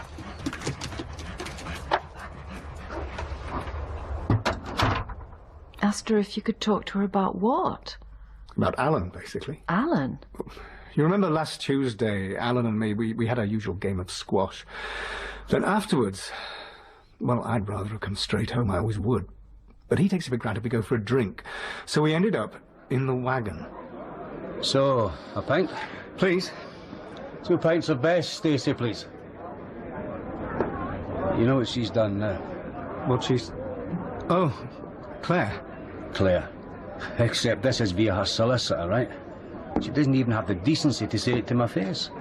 She's drawn up a list of her monthly expenses. Food, gas bills, petrol, all that, plus weekly trips to the hairdresser. 3 holidays a year, health club fees, and new clothes for everything. You wouldn't believe what's on the list. And I'm not even allowed to contest it. I'm just supposed to say fine, yeah, and pay for every last damn thing. He started off on his usual subject. How Claire was being totally unreasonable. And I thought, well, poor chap, maybe we'd all be the same in his shoes. So I just let him go on. Oh, I doubt you could have stopped him. No. But then, when he'd gone past all that, and had another pint, Then he started talking differently. Between you and me, this. Of course. I know I go on about how I'm glad to be rid of her, how I'm only bothered about what it's costing. Not true. I don't want to be rid of her. I'd do anything to stop this whole damn business and just put us back where we were. I suppose when it comes down to... I still love her. Right. And I try and think of a future without her, and there isn't one. Have you said this to Claire? No. Well, which I should, of course I should, but somehow it's not that easy. Part of it's this solicitor business where we don't even talk directly to one another anymore. But then if I do go and see her, I get so wound up, well, I just lose it. That's my trouble. I'm not like you, Ian. I'm not sensible. If I do go and see her, I end up saying the wrong thing and then we're at it like cats and dogs. What about writing her a letter? Not really my style. Letters. No, see, what I need is to find out what she's really thinking, whether deep down she's not regretting all this as much as I am. Hasn't he said anything to you or Lynn, has she? Nothing that's been passed on to me. No, well, I don't suppose it would be. No, it's down to me, really. I've got to talk to her. Of course I have. Anyway, that's why I called on Claire. It was in the back of my mind that I might do it. Then when I saw the light on, I thought, now, do it now, or you'll keep putting it off. And what did Claire think about this? I could see straight away she wasn't in the best of moods and that perhaps I'd chosen a bad time. But what could I do? She'd invited me in and I had to say what I'd come to say. I know this must seem a bit strange, me calling at this late hour. I should have been expecting it. It's been an exceptionally busy night. Really? Between Lynn leaving and now you turning up, it's been positively hectic. So anyway... What it is, I was talking to Alan last week. Have you seen him recently? I'm glad to say I haven't, no. Oh, well then. I just felt I should let you know what he was saying to me. What about me? Yes. Well, no thank you, Ian, but I think I've heard just about enough of what Alan's been saying about me. I've heard it from everybody and it's always pretty much the same. About how greedy I am, how nasty and spiteful I am. No. And really, I don't think I need to hear it again. No, this isn't like that. In fact, the opposite. The opposite being? He doesn't really want a divorce. Ah, you mean he doesn't want the cost of a divorce? He doesn't want one at all. Well, that's not the impression I get. No, well, he found it difficult to say it to you. Because I'm a witch. Didn't you know? I have it on good authority. He was in the wagon, telling anyone who'd listen that in the good old days, they'd have been tying me to a ducking stool. Yes, that's the problem. He's adopted this defensive posture. Seems pretty aggressive to me, like he is. Yeah, but underneath like he's always been. Underneath that, he's deeply unhappy about what's happening. The divorce. He really doesn't want it. Yes, but you see, the thing is, I do. Well, you do, because of how you see him. As somebody I don't want to be married to, yes. Yeah, but what I'm saying... Not very well, I admit. What I'm trying to say is you would want to be married to him if you'd heard him talking as I've heard it. Ian, please, this is my business, all right? Well, of course. And I think I probably know Alan a bit better than you. Well... What? No, I don't. See, both of you backed yourselves into corners. All right, Ian, look, I appreciate what you're trying to do, but it's not going to work, so let's just leave it, right? I just can't stand by and watch while two of my best friends... Then look the other way. I'm sorry, but I'm just not in the mood for this. And you aren't. Well, you know, you really aren't cut out for dishing out advice on other people's marriages. Perhaps I'm not. You don't even... Do you see what you're making me say? For goodness sake. I don't even... Just leave it. I came to talk to you because Alan is finding it difficult to say what he wants to say. Well, he never has in the past. Because he's never been in this position You before. know nothing about my marriage. Well, except that... You don't even know about your own. There, I've said it. You've made me say it. I don't know what about my own. Anything. I think you should tell me what you mean by that. You think, you and Lynn, you have this wonderful marriage. That you aren't like the rest of us with our grubby little affairs and falling out and getting drunk most nights because that's the only way we can get through. You aren't like that. You have the perfect marriage. I know we're very fortunate. You are, yes. You're very fortunate. Fortunate that Lynn's willing to hide what she really feels and just get on with it. what she really thinks. That she married you, and so she's stuck with you. Mainly because she knows you'd never survive on your own. Did you know that she never intended to marry you? Always meant to say no, but never quite managed it because she couldn't bring herself to hurt you even then. No. You didn't know, did you? She said that? That, and a lot more. I'm not sure I believe you. Oh. Then see if you believe this. She did, just once, 6 months after you were married, she did find the courage to leave. Made her plans and was on the point of telling you. But then she found out she was pregnant, didn't she? And so, that was it. Her chance had gone, and she was stuck forever with the most boringly predictable man in England. That's you interpreting. That's what she said, more than once. You think she comes round here for my sake, eh? To keep me company? She comes here to escape. Really, she's the one who needs the help and support, and I'm the one giving it. You're saying... I'm saying, Ian, don't come here lecturing me on my marriage when you know so little about your own. You said she'd been drinking. Oh, yes. Well, then... Even so, I got the distinct impression I was hearing the truth. Her version of it. Which I imagine she'd had from you. I might have said... When I've been in a mood or things haven't been just as I've wanted them. Yes, I might have said more than I intended. And then Claire, well, she was going through a divorce. She wanted to hear that all marriages are just as bad as hers was. And sometimes you find yourself saying things just because they're what the person you're speaking to wants to hear. She said you married me out of pity. Did you tell her that? I don't know what I told her. I'm sorry, but it's practically morning after what's been the most awful night, and I'm really not in the mood for this. You were going to leave me. She said you were going to leave. Well, I haven't, have I? No, because you found you were having David. It's a long time ago. I can't remember. Which you can believe or not, that's up to you, but I'm sorry. I really can't remember. I just don't know what to think anymore. See, I always thought we were different. Me and you, I really thought we were different. Not like the rest of them. But we aren't, are we? So maybe I've just got to get used to the fact that our marriage is just as much of a compromise as everybody else's. And you've gone all day with this on your mind? Well, because we had people coming. Stupid, I know, but I thought, get tonight over with. Not knowing just what tonight would turn into. Get tonight over, then ask you if it was true.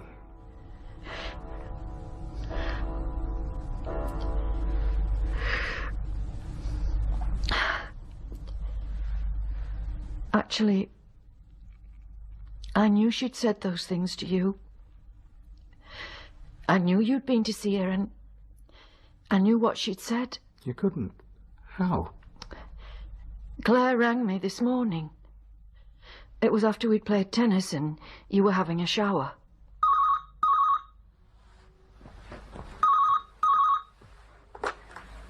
Hello? It's me. Oh, hi. Hi. Has Ian said anything about last night? Last night? No. Why? What? It's just, well, maybe neither of us should. Claire? He called late. He was out walking your dog. Oh, and he called on you? Yeah. He hasn't mentioned it. Well, I'm not surprised. I wasn't in the best of moods, Lynn, and I said a few things I probably shouldn't have. And she wanted to leave it at that. She wasn't going to tell me anything else, but, of course, I couldn't leave it at that. I told you I was going round the shops. I've just 1 or 2 bits to pick up for tonight. Okay. I shan't be long. But what I was really doing, I drove round to see Claire. She was in the kitchen chopping up fruit. Something I imagined she was going to have for her breakfast. I honestly think we're best off forgetting all about it. Well, perhaps. But first I want to know, please, Claire, what did you say to him? Look, I'm sorry, OK, but I had a pretty shitty evening one way and another, and now here he was at nearly midnight, going on at me about how I shouldn't be divorcing Alan. Ian was? Yes. Well, all right, but that'd only be because he was trying to help. You know Ian, that's the only reason he'd be doing anything like that. Yeah, well, perhaps he'll think twice next time. Why? Claire, what did you say? I just told him a few home truths. What home truths? Things he'd said to me. Such as? If you must know. Such as that you sometimes wish you'd never married him. And come to that, never really intended to marry him in the first place, but ended up going through with it out of pity. I think that was about the gist of it. Oh, and how you'd planned on leaving him, but then David had come along. You actually... All of which you've said to me, Lynn, so don't try and pretend you haven't. And anyway, it was his own fault. I'd never have said anything if he hadn't driven me to it the way he was just going on and on about me and Alan. What did he say? Ian, what did he say when you said these things to him? Not a lot. I can imagine. Oh, no. Oh, perhaps it'll do him good, waking him up to the real world. You told that good, honest man that everything he believes, that he's based his life on, is a lie. I told him the truth, if that's what you mean. It's not the truth. Well, it's what you told me. It was part of the truth. Things I felt occasionally. And anyway, it was never, ever for him to know. Well, now he does, so too bad. What you've done is evil. Downright evil. Oh, please. For you to judge. For you. After the mess you've made of your marriage, to dare to judge mine. Well, yes, I suppose that's why, isn't it? Because you resent anybody else having the courage to see something through. Courage? And stand by their wedding vows. Oh, and that's what you did? Yes, well, yes. What, because the man you were going to leave your husband for wouldn't have you? Eh? Because you told him you were pregnant and he took off never to be seen again, even though, and yes, you've told me this, so don't deny it, even though it was his baby. She put down the knife, and I picked it up, though I don't know why. I didn't intend... I really and truly didn't intend... In fact, I think I should tell Ian that, don't you?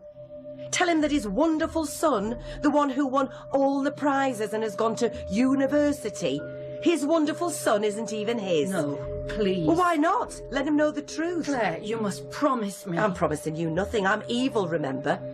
Well, you're going to find out just how evil I can be. Even then, I didn't mean to do it. I wasn't even aware of the knife or that I was holding it. Let him know his precious son isn't his at all, but that the father was... What was his name? Oh, well, it doesn't matter. Someone you'd had an affair with when you'd only been married for 6 months. I had to stop her. Had to. I think she knew what I was going to do before I knew myself. Lynn? No. No.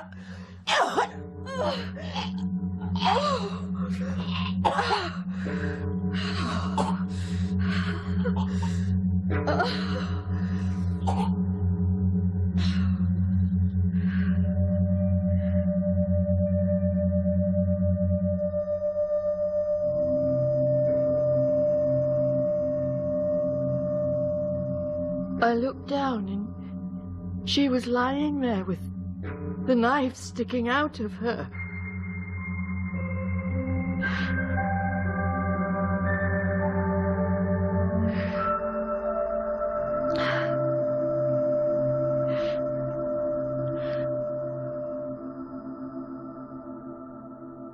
You...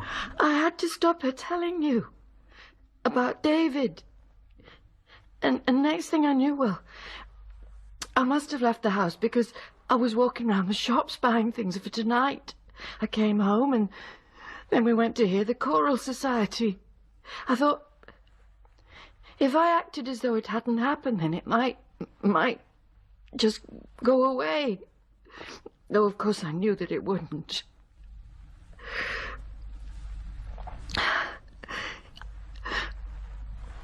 I'm sorry. I should have told you. I always thought of you as his father. Yes. Yes, I am. Yes. I don't know what to say. I can't take it in. Not now. Not with... No. Look.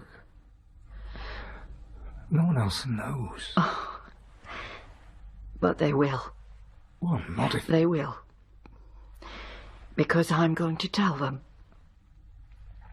It was telling you that was hard.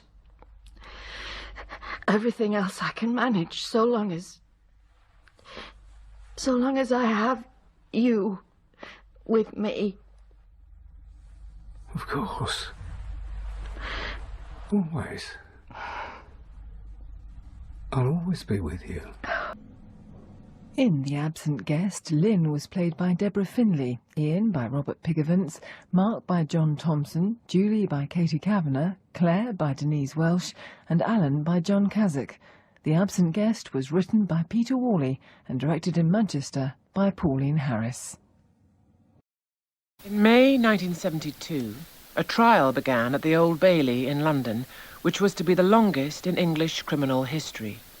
In the dock stood a group of young men and women from a variety of backgrounds, accused of a wave of politically motivated bombings between 1968 and 1971.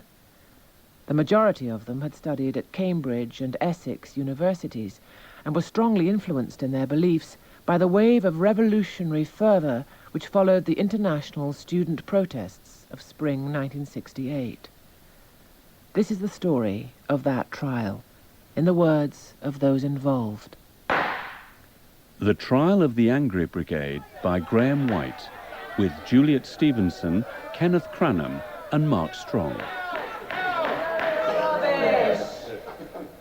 List of material employed in researching and reconstructing the 1972 trial of the Angry Brigade. Item: a pile of 13 aging blue foolscap legal pads. They are bent, the pages yellowing, the staples in their bindings brown with rust.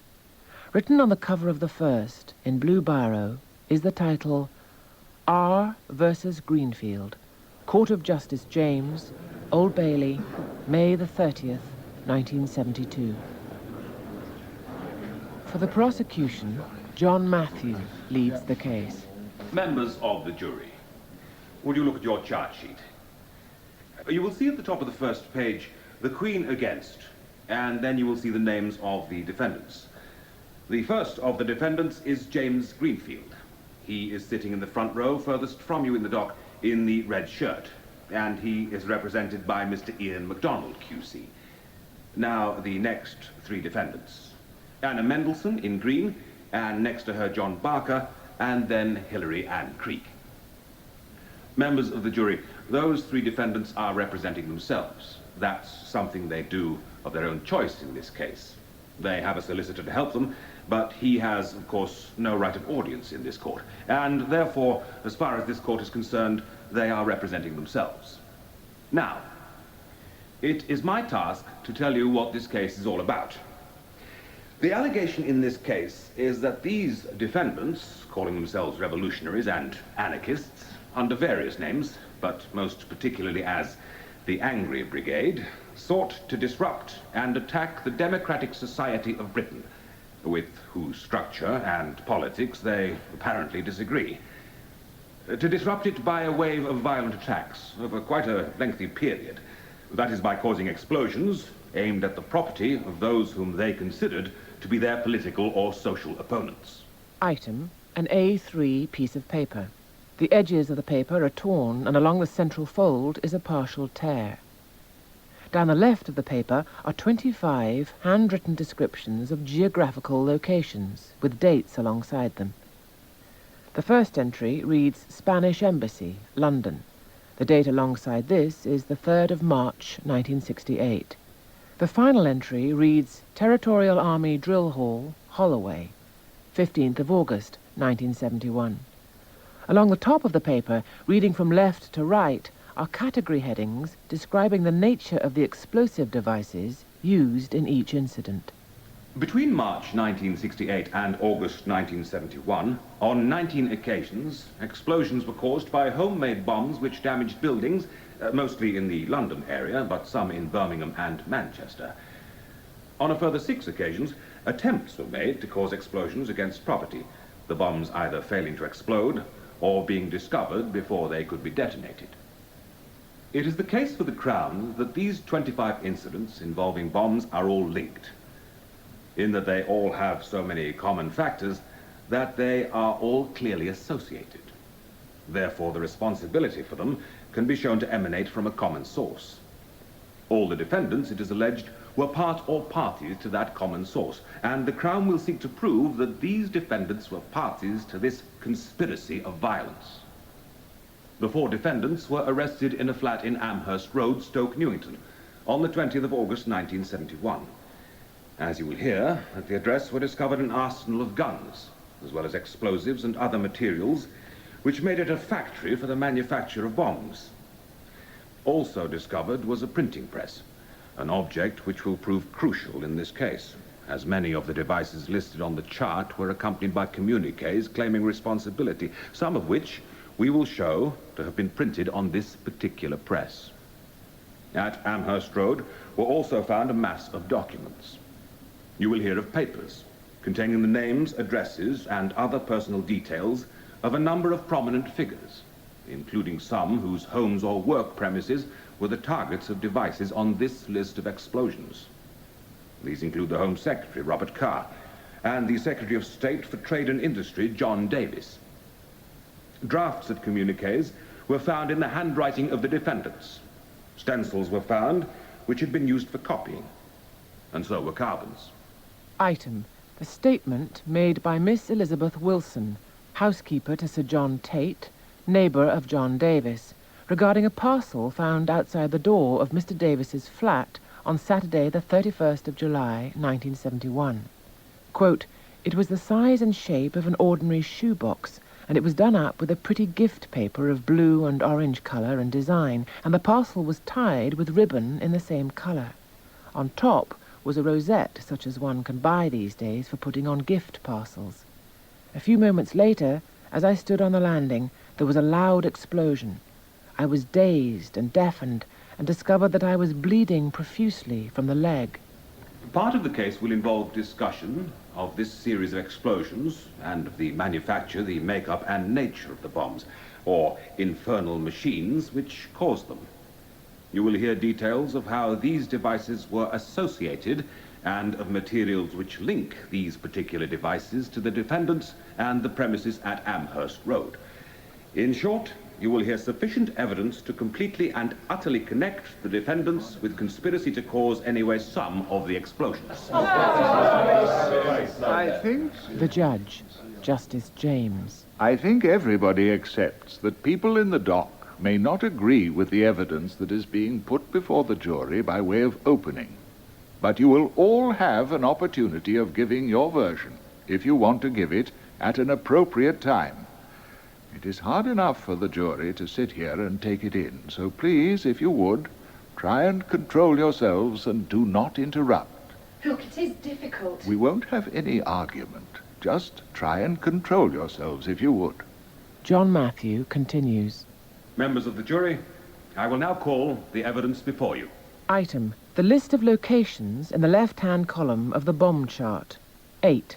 Site for police station, Paddington Green, London. 10. A private address in Chelsea Square, London. 16. BBC outside broadcast van, Miss World contest, Albert Hall, London. 18. A private house, Barnet, the home of Robert Carr. 19. Ford Motor Company, Gants Hill, Essex. 20. Bieber Boutique, Kensington, London. 21. Police computer, Tintagel House, London. 24. An apartment block, Putney, London, location of the flat of John Davis. 25. Territorial Army Drill Hall, Holloway, London. Item: a black and white photograph of a large, bow-fronted, 3-story Georgian terraced house. A railing runs along the pavement in front of the house with a carriage lamp above the gateway. Under the lamp stand 2 policemen. In the road stands a 1960s Jaguar saloon. The windscreen of the car is smashed and glass litters the bonnet and the road. The windows of the house are also variously damaged. The house is the home of Robert Carr, the Conservative Home Secretary. Commander Bond, head of the recently formed bomb squad, is cross-examined by Ian MacDonald for the defence. Commander Bond, What kind of people were the Angry Brigade? What kind of organisation was it? I don't know. I regard the Angry Brigade as an idea that anyone can join. An idea? Not an organisation? No, sir. I don't accept it as an organisation. So, you don't know how, if it is an organisation, that it's actually organised? No. Don't know if it has a membership, constitution, chairman, secretary, treasurer? I don't, and I doubt if those gentlemen you speak of exist. You don't know what its aims and objectives were? I have a good idea. So you don't know if any of the people you have arrested are members? Their membership is established by our inquiries. Oh, so we're now in the position that you do actually know that it has a membership? Of course it has a membership. Why? Because if there were no members, it wouldn't exist. Am I understanding you right to say that you have come to regard the expression Angry Brigade as a name given to an idea or philosophy that anybody can subscribe to if they want to, and that those people you call members? Yes, it is not like a gang of ordinary criminals that we know all the members and could set out to arrest them. This is an idea, and we only establish membership by our inquiries and arrests in this case. Item, a video recording. 2 young women sit on a lawn on a warm afternoon. The camera frames them tightly. The young woman on the left looks uncertain, pained, intense. The young woman on the right is loquacious, animated, amused. An unseen interviewer asks questions to which the young woman on the right, Anna Mendelssohn, gives lengthy and detailed answers. The young woman on the left, Hilary Creek, says very little. Ian MacDonald continues for the defence. I want to go to the bombings in which there were communiques with the Angry Brigade stamp involved. Perhaps you could have an explosive schedule to help you and turn to page 6 of it. The first bombing in which there is any suggestion that the Angry Brigade might be involved is explosion number 6 at the Albert Hall. That is according to the communique. Yes, that is what I mean. And that related to a BBC van at the time when the Miss World competition was being held. The next item is number 17 at the Department of Employment and Productivity on the 9th of December 1970. That was the department that was responsible for the drafting of the Industrial Relations Bill and it's going through Parliament? Yes. And I think it's a well-known fact that Robert Carr was the minister in charge of the department at the time, and indeed until fairly recently. Yes. And it is right that at the time when the bomb was placed in the Department of Employment and Productivity, around the 9th of December, that was a time of enormous protest against the Industrial Relations Bill. That is true.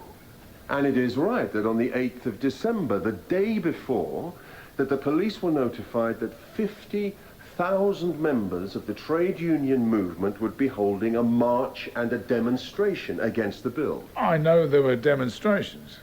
And going to the next explosion, number 18, which was the one at Mr. Carr's house on the 21st of January 1971, is it right that the day that the bomb went off was another day of protest against the Industrial Relations Bill? Yes, that is correct.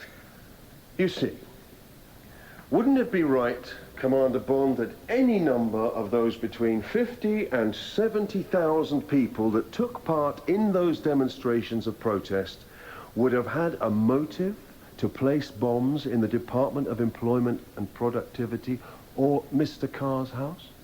If they were so politically motivated, it doesn't follow that all the people at the demonstration would take the acts of violence. But there you have a body of people who might have the motives, even if they did not have the inclination to do that kind of thing. Yes. On the last of the bombings on the bombing schedule, explosion number 25 is the Territorial Army Drill Hall in Parkhurst Road. Could you see from the explosion schedule on the column letters and communiques, there is a blank? And yesterday we touched on this in relation to the Angry Brigade Moonlighter Cell communique which followed explosion number 25. Yes, sir. Item. A typewritten document. Quote, 230 imprisoned without charge or trial. The 6 occupied counties of Ireland are terrorised by gunmen in khaki. We warn all unemployed brothers and sisters, do not be fooled by the army recruiting campaign. An army career isn't fun in the sun and learning a useful trade. If you join, you'll be trained in Belfast, Derry and all the other working-class ghettos in Northern Ireland to murder and brutalise ordinary working-class people. Communique, Angry Brigade Moonlighters Cell, 15th of August, 1971. In your evidence, you stated that it was your opinion that the communique was in fact connected with the bombing of the Territorial Army drill hall? As far as I was concerned, this was a communique accepting responsibility for the bombing. But what reference is there here to any bombing at all? It is a tirade against the army recruiting system, and the bombing of the hall was a protest against the troops in Northern Ireland. And it is right that about this time that internment was introduced in Northern Ireland? About this time, yes. Do you have evidence, Commander Bond, that subsequent attacks on army buildings are the work of the people in the dock? No, sir. And it is right that there were subsequent attacks on army buildings? 2, to my knowledge. I want to turn to the course of the inquiry that you conducted into the various bomb incidents. Would it be right to say that it was the bombing of Robert Carr's house in January 1971 that really set in train what has obviously been high-level investigations? That was the commencement of it. And it is right that so far as the earlier explosions from number 16 onwards, that is the Miss World competition, the BBC van, and the Department of Employment and Productivity, very little publicity had been given for these prior to the bombing of Mr. Carr's house. At any rate, when the explosion took place at Mr. Carr's house, that rocketed into the headlines the existence of the Angry Brigade, and also related was the disclosure of previous bombings in Britain? Yes. The Robert Carr bombing was very serious. Here you have a cabinet minister whose house is bombed, and there is massive headline publicity from it, and it is accorded a massive police hunt. The level of investigation would have been accorded to any other bombing. But isn't it right that after Mr. Harold Wilson said that it was a major crime that had to be investigated and the people responsible brought to book, something more was done? Commander Bond, did you conduct your investigation from a criminal or political point of view? From a criminal one. I suggest it wasn't an ordinary criminal investigation. When you have a crime of what appears to be a politically motivated attack on a minister, surely one of the first things you consider is what sort of people would have that political motivation. And the people who specialize in collecting that kind of information is the special branch. They investigate matters of that sort. And what happened next was that you proceeded to do a whole lot of raids on people who had that kind of political view. A whole lot of people. The fact is that there were people whose homes were raided who you had nothing against other than the fact that they were known to be members of certain organizations or who had certain political beliefs. When you were accorded to the Special Investigation Squad, your special orders were they not, that the Angry Brigade must be smashed? Those orders were never given to me. Were they given by you? No, sir. Is it not the case that additional pressure was put upon your investigation squad by the Cabinet? I was under no pressure from anyone. Item. A scene from a This Week television documentary made in the early 1970s. A group of students argue with an interviewer over their political beliefs. On a bed, listening to this, sits a young man, withdrawn from the conversation, with a distracted air. This is the defendant, John Barker. In court, he cross-examines Commander Bond. There were no Angry Brigade attacks on ordinary people? They weren't aimed at ordinary people? I think it depends on how you determine ordinary people. Do you regard William Batty as a person in authority? Would you say that the managing director of the Ford Motor Company in Europe was an ordinary person?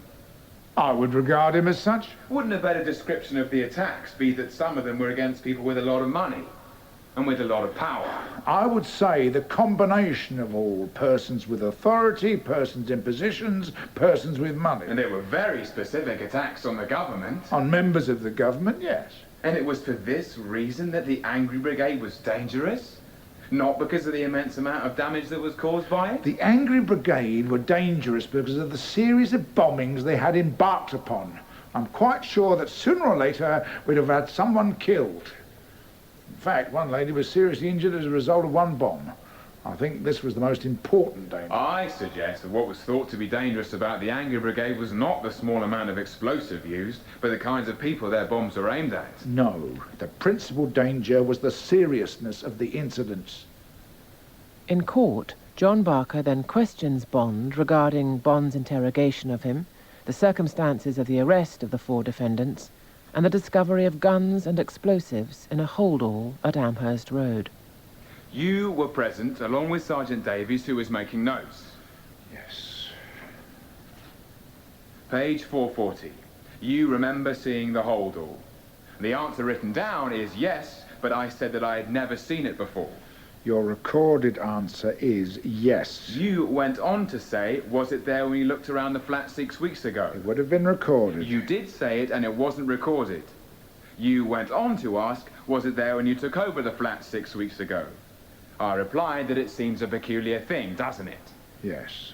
You realise that it was a sarcastic reply. It could be such. I said that your officers put it there. You never said that at all, Mr. Barker. You have a considerable degree of power and control in that it is you and your officers who are taking the notes. And there is no independent witness present of what the written evidence is as to what was said in the police station. The notes of the interview were taken by Davis in my presence and in the presence of Chief Inspector Wilson. You never gave me those notes to read, nor asked me whether I agreed that they were a true record. No, I didn't. Davis has the power to put in or leave things out if he wants to. He is the person with the pen, and there is nobody there to contradict him. Davis is an experienced officer. I'm convinced he made an accurate note. Item: a photograph of a young woman. The photograph is black and white. The woman has shoulder-length curly hair. In her left hand, she holds a cigarette between her index and middle fingers. She wears a flower-patterned blouse. This is Anna Mendelssohn. Anna Mendelssohn cross-examines Commander Bond. Commander Bond, you have referred to the Angry Brigade as anarchists or self-styled revolutionaries. What does self-styled mean? Adopting a style of your own.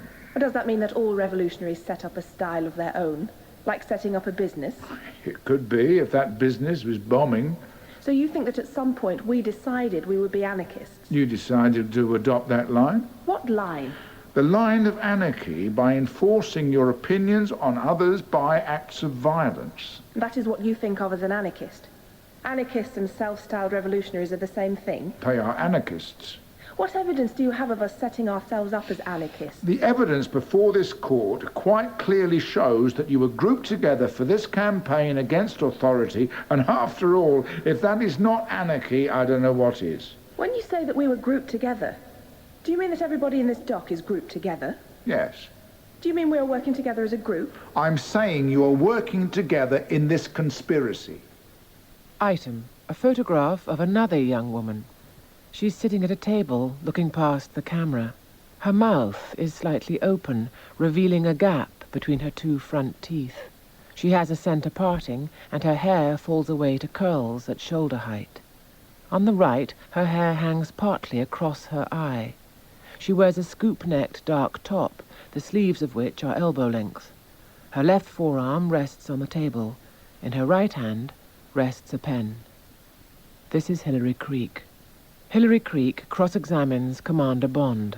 You said that the Angry Brigade are the people you've arrested.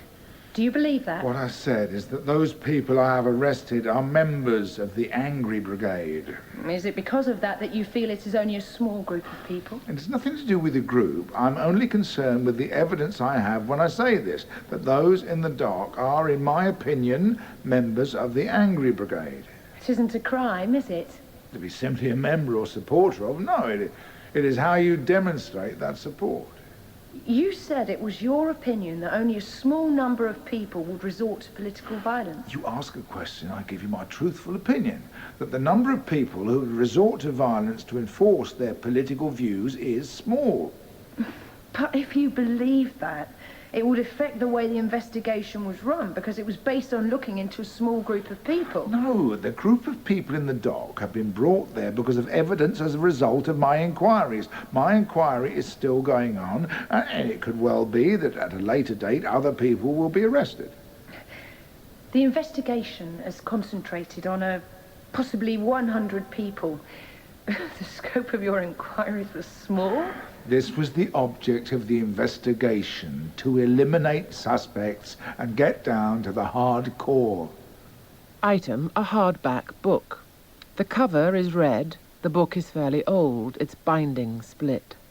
It has a typewritten label on the spine with a reference number on it. The label is covered in clear plastic. The title of the book is The Angry Brigade. The name of the author is Gordon Carr. On page 181 of the book, the author states that the, quote, cross-examination of the officers involved in the arrests was crucial to the defense. On a personal level, it was by far the most bitterly contested part of the trial. Sergeant Gillam, who led the raid, was on the witness stand for a week. His account of what happened was straightforward enough. He and the other officers entered the flat and were in the main bedroom for 3 or 4 minutes, while Mendelssohn and Greenfield were arrested and taken downstairs to a police car in the street. Gillam and Sergeant Davis began to search the place. In the space of a couple of minutes, they had found the explosives, the guns, and the ammunition. Barker and Creek were then arrested and taken downstairs to wait for a police car. This version of the raid was supported by Sergeant Davis. John Barker claimed that as soon as Mendelssohn and Greenfield were taken out of the flat, he and Hilary Creek followed. After a 5 or 6 minute wait, they were taken back upstairs, and only then were they confronted with the material. The inference was, of course, that in this time the police had spread the material around the flat, having brought it up previously in 2 holdalls. Sergeant Davis's retort to this suggestion was utter rubbish. It's not utter rubbish, Mr. Davies. It's the truth, isn't it? It is not. It's utter rubbish. So you're saying that we were never taken down twice, but Mendelssohn and Greenfield were taken down and we were kept there? Yes, that is true. That is a lie, Mr. Davies. It is not, Mr. Barker. In fact, Mr. Davies, your whole description of the raid is a total fabrication. Now, I'm now going to tell you exactly what did happen in that room, which you know as well as I do, Mr. Davies. We both know the truth, Mr. Barker, and I am telling the truth. No, I'm telling the truth, Mr. Davies. After about 6 or 7 minutes after you'd first entered, it is only then that Anna and Jim are taken down. And then Mr. Woolard and some other officers then take us downstairs, that's Hilary and myself, without charging us or anything. We are then taken down the stairs. No, you were not. So you would say that it's impossible, would you, that Jim, Anna, Hilary and myself were, about 8 minutes after the raid started, all together, all 4 of us, in the hallway downstairs? You say that's impossible? I would say that was impossible. But of course I wasn't there. I was up in the flat. So for all you know, Anna and Jim might have been kept down in the hallway for about 20 minutes.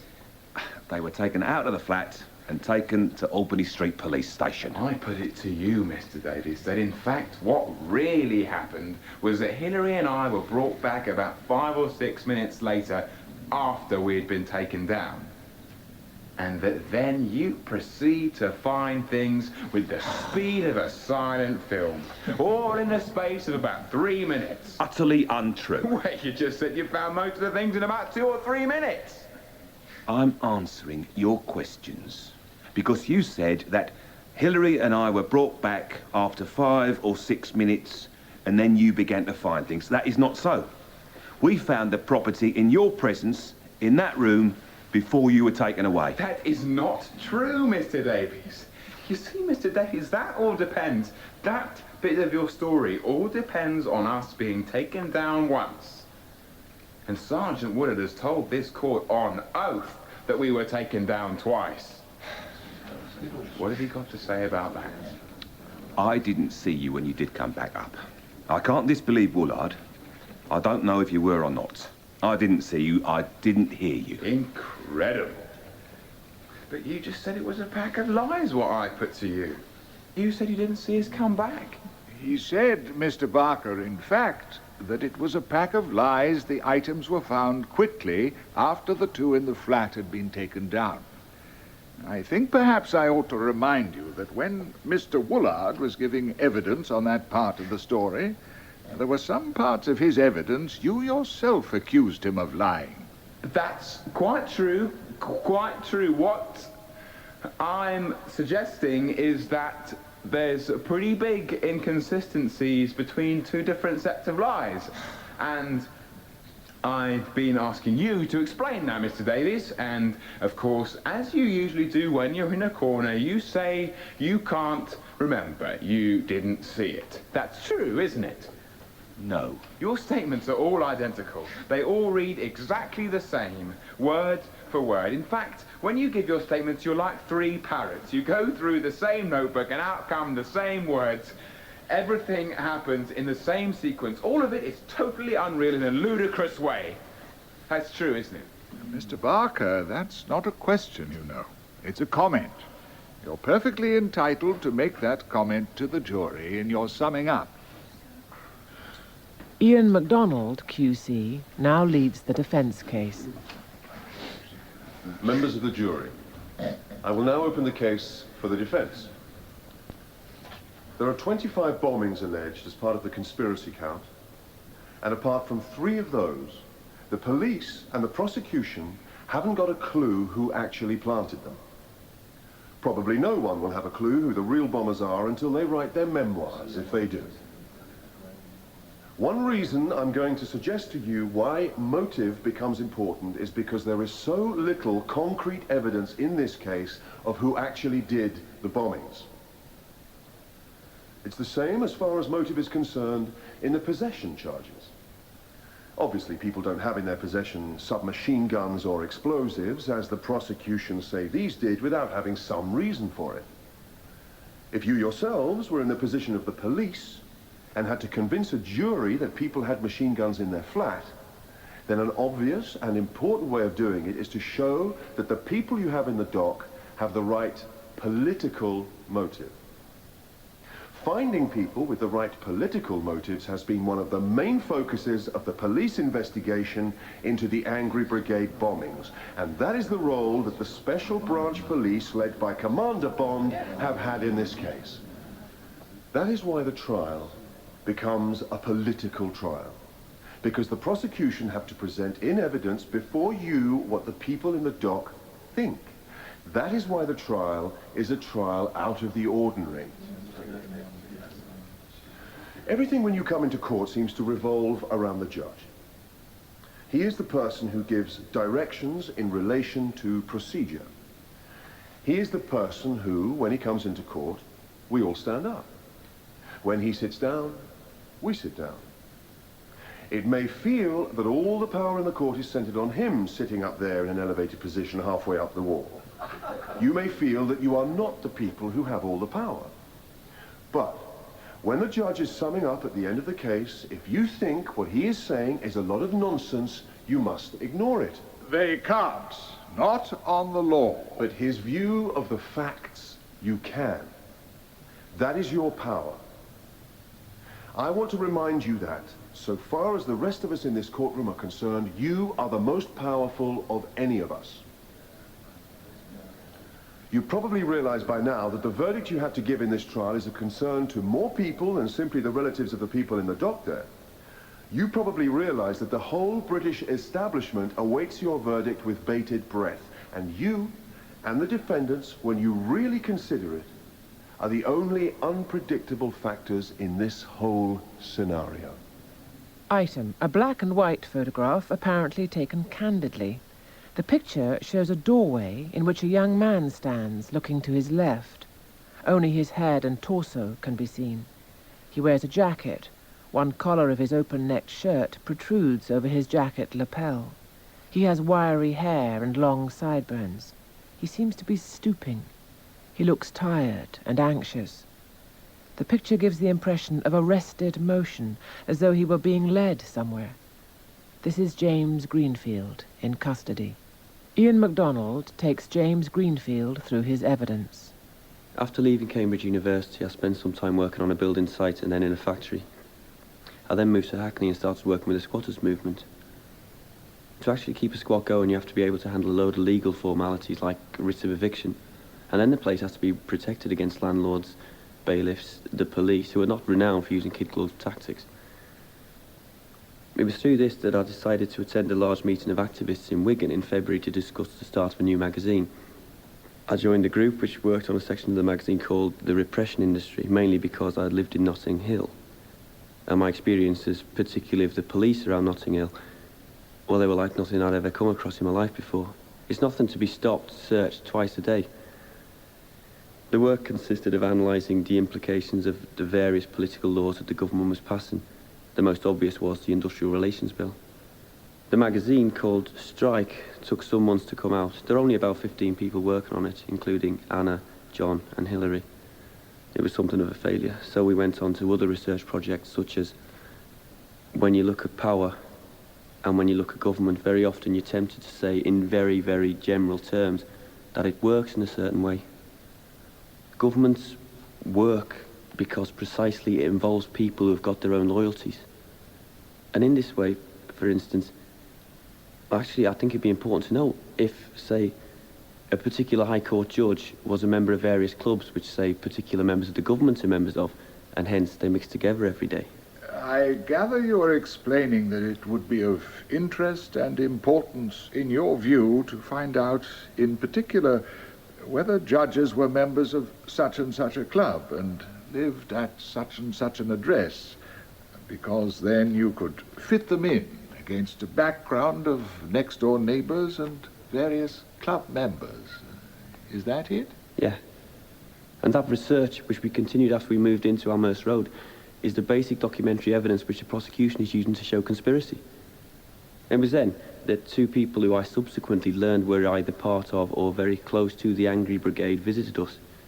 I wouldn't name them. It was with them that we drafted and duplicated the one statement on internment which was signed by the Angry Brigade moonlighters cell. He never mentioned any bombing, and I certainly wasn't party to any conspiracy to cause explosions then or any other time.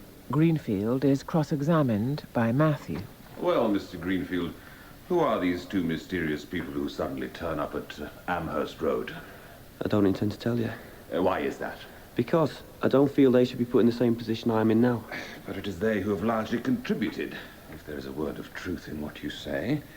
They are the people who have largely contributed to you being where you are today. The people who are responsible for putting me where I am today are the policemen who planted all the stuff. All the incriminating property found at Amherst Road, yes.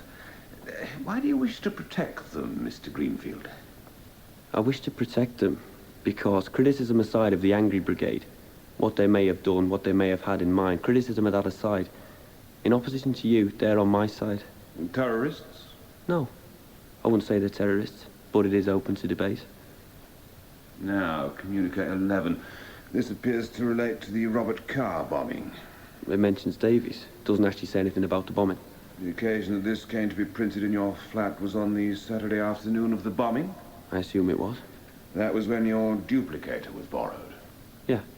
You won't name the two people you say came round on this occasion, but tell me this. Were they people you knew very well? I had met them about a month previous. They've been around several times. So, here they are, using your flat to print the communique, and leaving evidence about the flat as to what they had done. Yeah. Now, tell us the truth.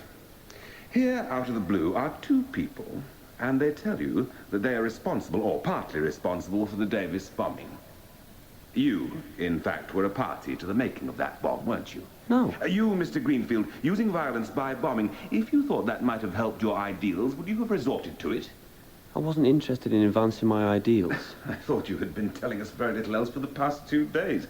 You left university and did very little work just to do this. What I've done is attempting over the last few years to live and act in a way that is what I would call socialist. I'm not interested in propagating my ideals. Anna Mendelssohn makes a statement in her own defense. My family is Jewish. They fled from the Russian pogroms in the early 1900s. They came to England. Some got off the boat at Liverpool, others made it to Brooklyn. They moved inland to Stockport and settled there. You know the things that become part of you from the moment you were born. Experiences your parents had which are passed on to you. There are things I will never forget. Like my mother after the war working with refugees. Children who'd lost all their families. She talked a lot about that. When I was a kid, I couldn't believe that a man like Hitler actually existed. And how she relived the times with me when she would stay with them all night, giving them the love and warmth which had been driven out of them. And I will never forget that.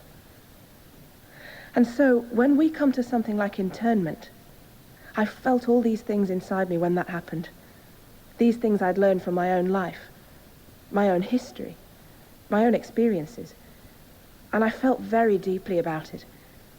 And if, in the prosecution mind, writing those last few lines in this communique or statement or whatever you want to call it here, if that is relevant to the charge of conspiring to cause explosions, and I want to say and repeat again and again that as far as I'm concerned, and was concerned at that time, this statement has absolutely nothing to do with any explosion.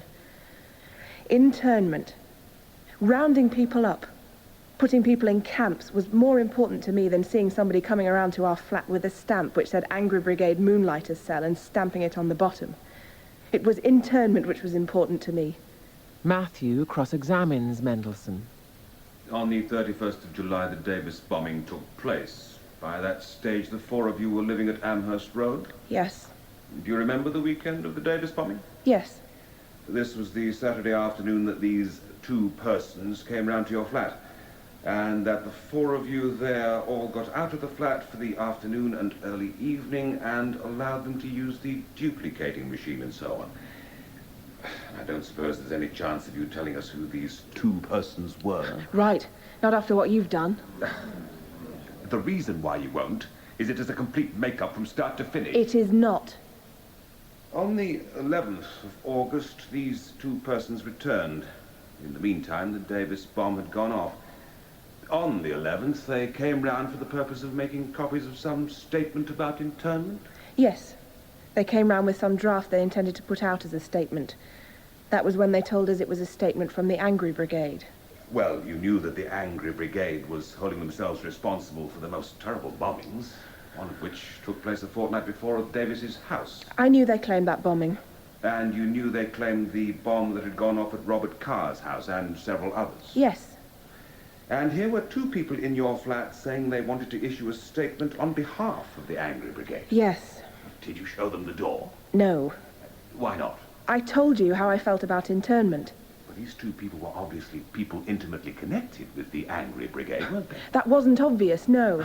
Miss Mendelssohn, are you really saying that? I did not know how they were connected with the Angry Brigade. Of course, you didn't know the exact details, but you realized that they were. They said to me they were going to put out a statement from the Angry Brigade on internment. That is what I knew. And I suppose you asked them. The Angry Brigade are the people who have done all these bombings. Didn't you ask them? The question I asked them about it was, is this going to be connected with a bombing? And they said no. I read it, and I didn't like some of the statements in the end of it. We will come to that. Objection. She's trying to answer the question.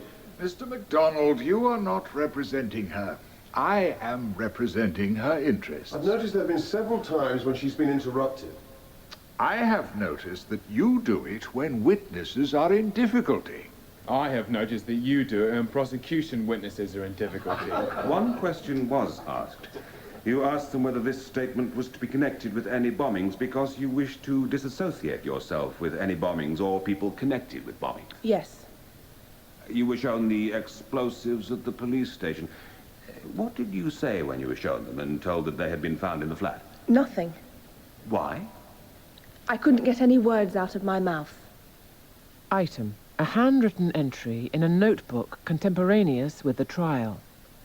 Day 12, Friday, June the 16th, 1971. Birthday cake presented Anna. Item: the text of an indoors play called Education and the Worrying Class, written by John Barker and Jim Greenfield. The opening of the text reads as follows. There are two actors. One is planted in the audience in a focal position.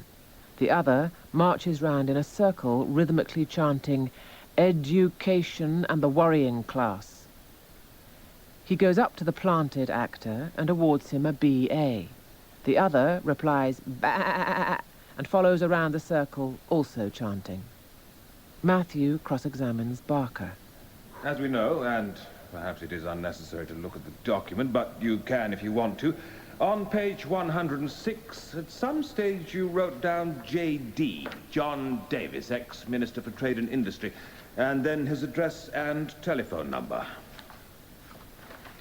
Yes, that is correct. Are you going to say that you wrote that down to have an argument with him about his lame duck policy? Did you really think you could tap the Minister of the Crown's telephone and that you could argue with him?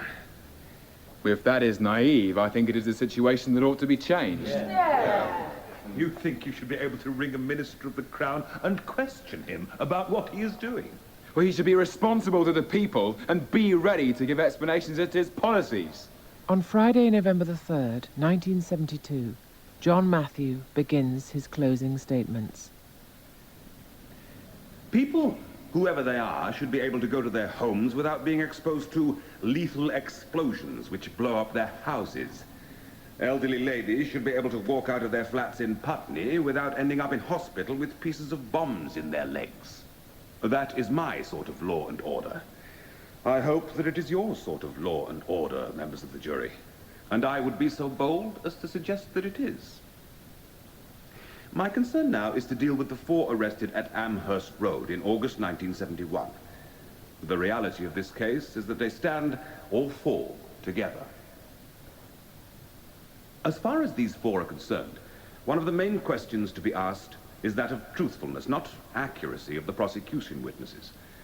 And the greatest concern in the quest for truthfulness is undoubtedly the police and the evidence they gave. It was inevitable that they should become the main target for the defense. Virtually the entire Special Branch bomb squad has been accused of lying, of illegal acts, harassing, assault. And of course the culmination is the allegation, as far as dishonesty is concerned, that all this property, including explosives, was planted by the police at Amherst Road. An act so bold and of such magnitude as to be almost beyond comprehension.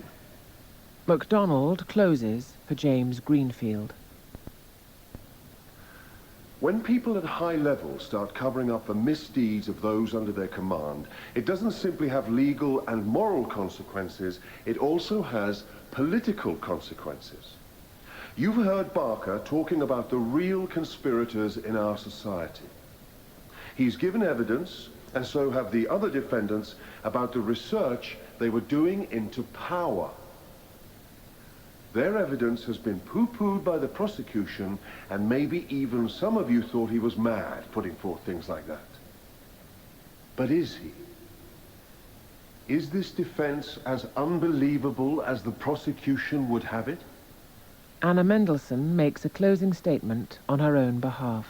I have to answer the allegation that I was party to a conspiracy. To understand my arguments, you have to understand the way I live and the political work I've been doing. Only through this can you see why it was that I was planted with guns and explosives and charged with conspiracy. The prosecution has produced against me the lines they say I wrote for the Angry Brigade Moonlighters Cell communique. I admit, it was printed on the duplicator found at Amherst Road, but there was no evidence to suggest that the cell communique was connected to a bombing. Many people were very angry over the British government's introduction of internment without trial in Northern Ireland. I helped in the production of a statement against it because of these deep feelings, and that was more important than the whys and wherefores of the politics of the Angry Brigade. None of us who lived at Amherst Road have ever denied contact with people who said they were the Angry Brigade. We knew many people whom the police had investigated as a result of the bombings. We were obvious targets for a plant because of this. Our sort of people, our politics, the people living in Amherst Road, we didn't and we don't feel that there is any need or room for bomb attacks on cabinet ministers, although we might understand the feelings behind them. If you convict us, we are not going to change. We will still be who we are and what we believe. I know the people in this dock with me are working together for a happier and more peaceful world. That is who we are. It is your decision. John Barker makes his own closing statement. I have waited, sometimes patiently, sometimes not, to put my side of things to the people who matter. Because you are the 12 independent people who live in the real world, and you are the people with power. You are the first people I have come across in any of the courts who have the power to acquit or convict. So the question of the plant is one for you. The appearance of arresting people is as important, if not more important, than actually smashing the anger brigade itself. It is the whole question of setting an example, showing people that they can't get away with it, and so on. On Thursday, November the 23rd, 1972, the 100th day of the trial, Justice James begins his summing up. Members of the jury, I will be many days in my summary of the evidence in this case, although to sum up the entire 6 months of this trial would be virtually impossible. When you make up your minds on the witnesses, you should do so on the basis of truth, accuracy, and credibility, because some people are lying in this case, members of the jury, and there is no getting away from it. It is up to the prosecution to prove their case. Guilt must be proven not as to whether it was beyond a reasonable doubt, but whether you are sure. You should first of all take the charges of possession of explosives against the defendants. Then you should consider the counts which relate to the possession of machine guns and detonators. The prosecution say the possession charges are made out, that you cannot accept as even reasonably possible the massive dishonesty that would be involved in so many police officers, from high to low rank, involving such a significant coincidence in what was planted in the flat and what was found there otherwise.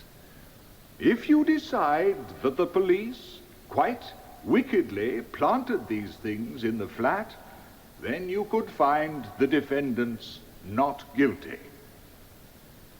Finally, after considering all the evidence, you should look at the charge of conspiracy. Conspiracy is a difficult offense to make a judgment on. Conspiracy can be effected by a wink or a nod without a word being exchanged. The crucial point in relation to conspiracy is the agreement.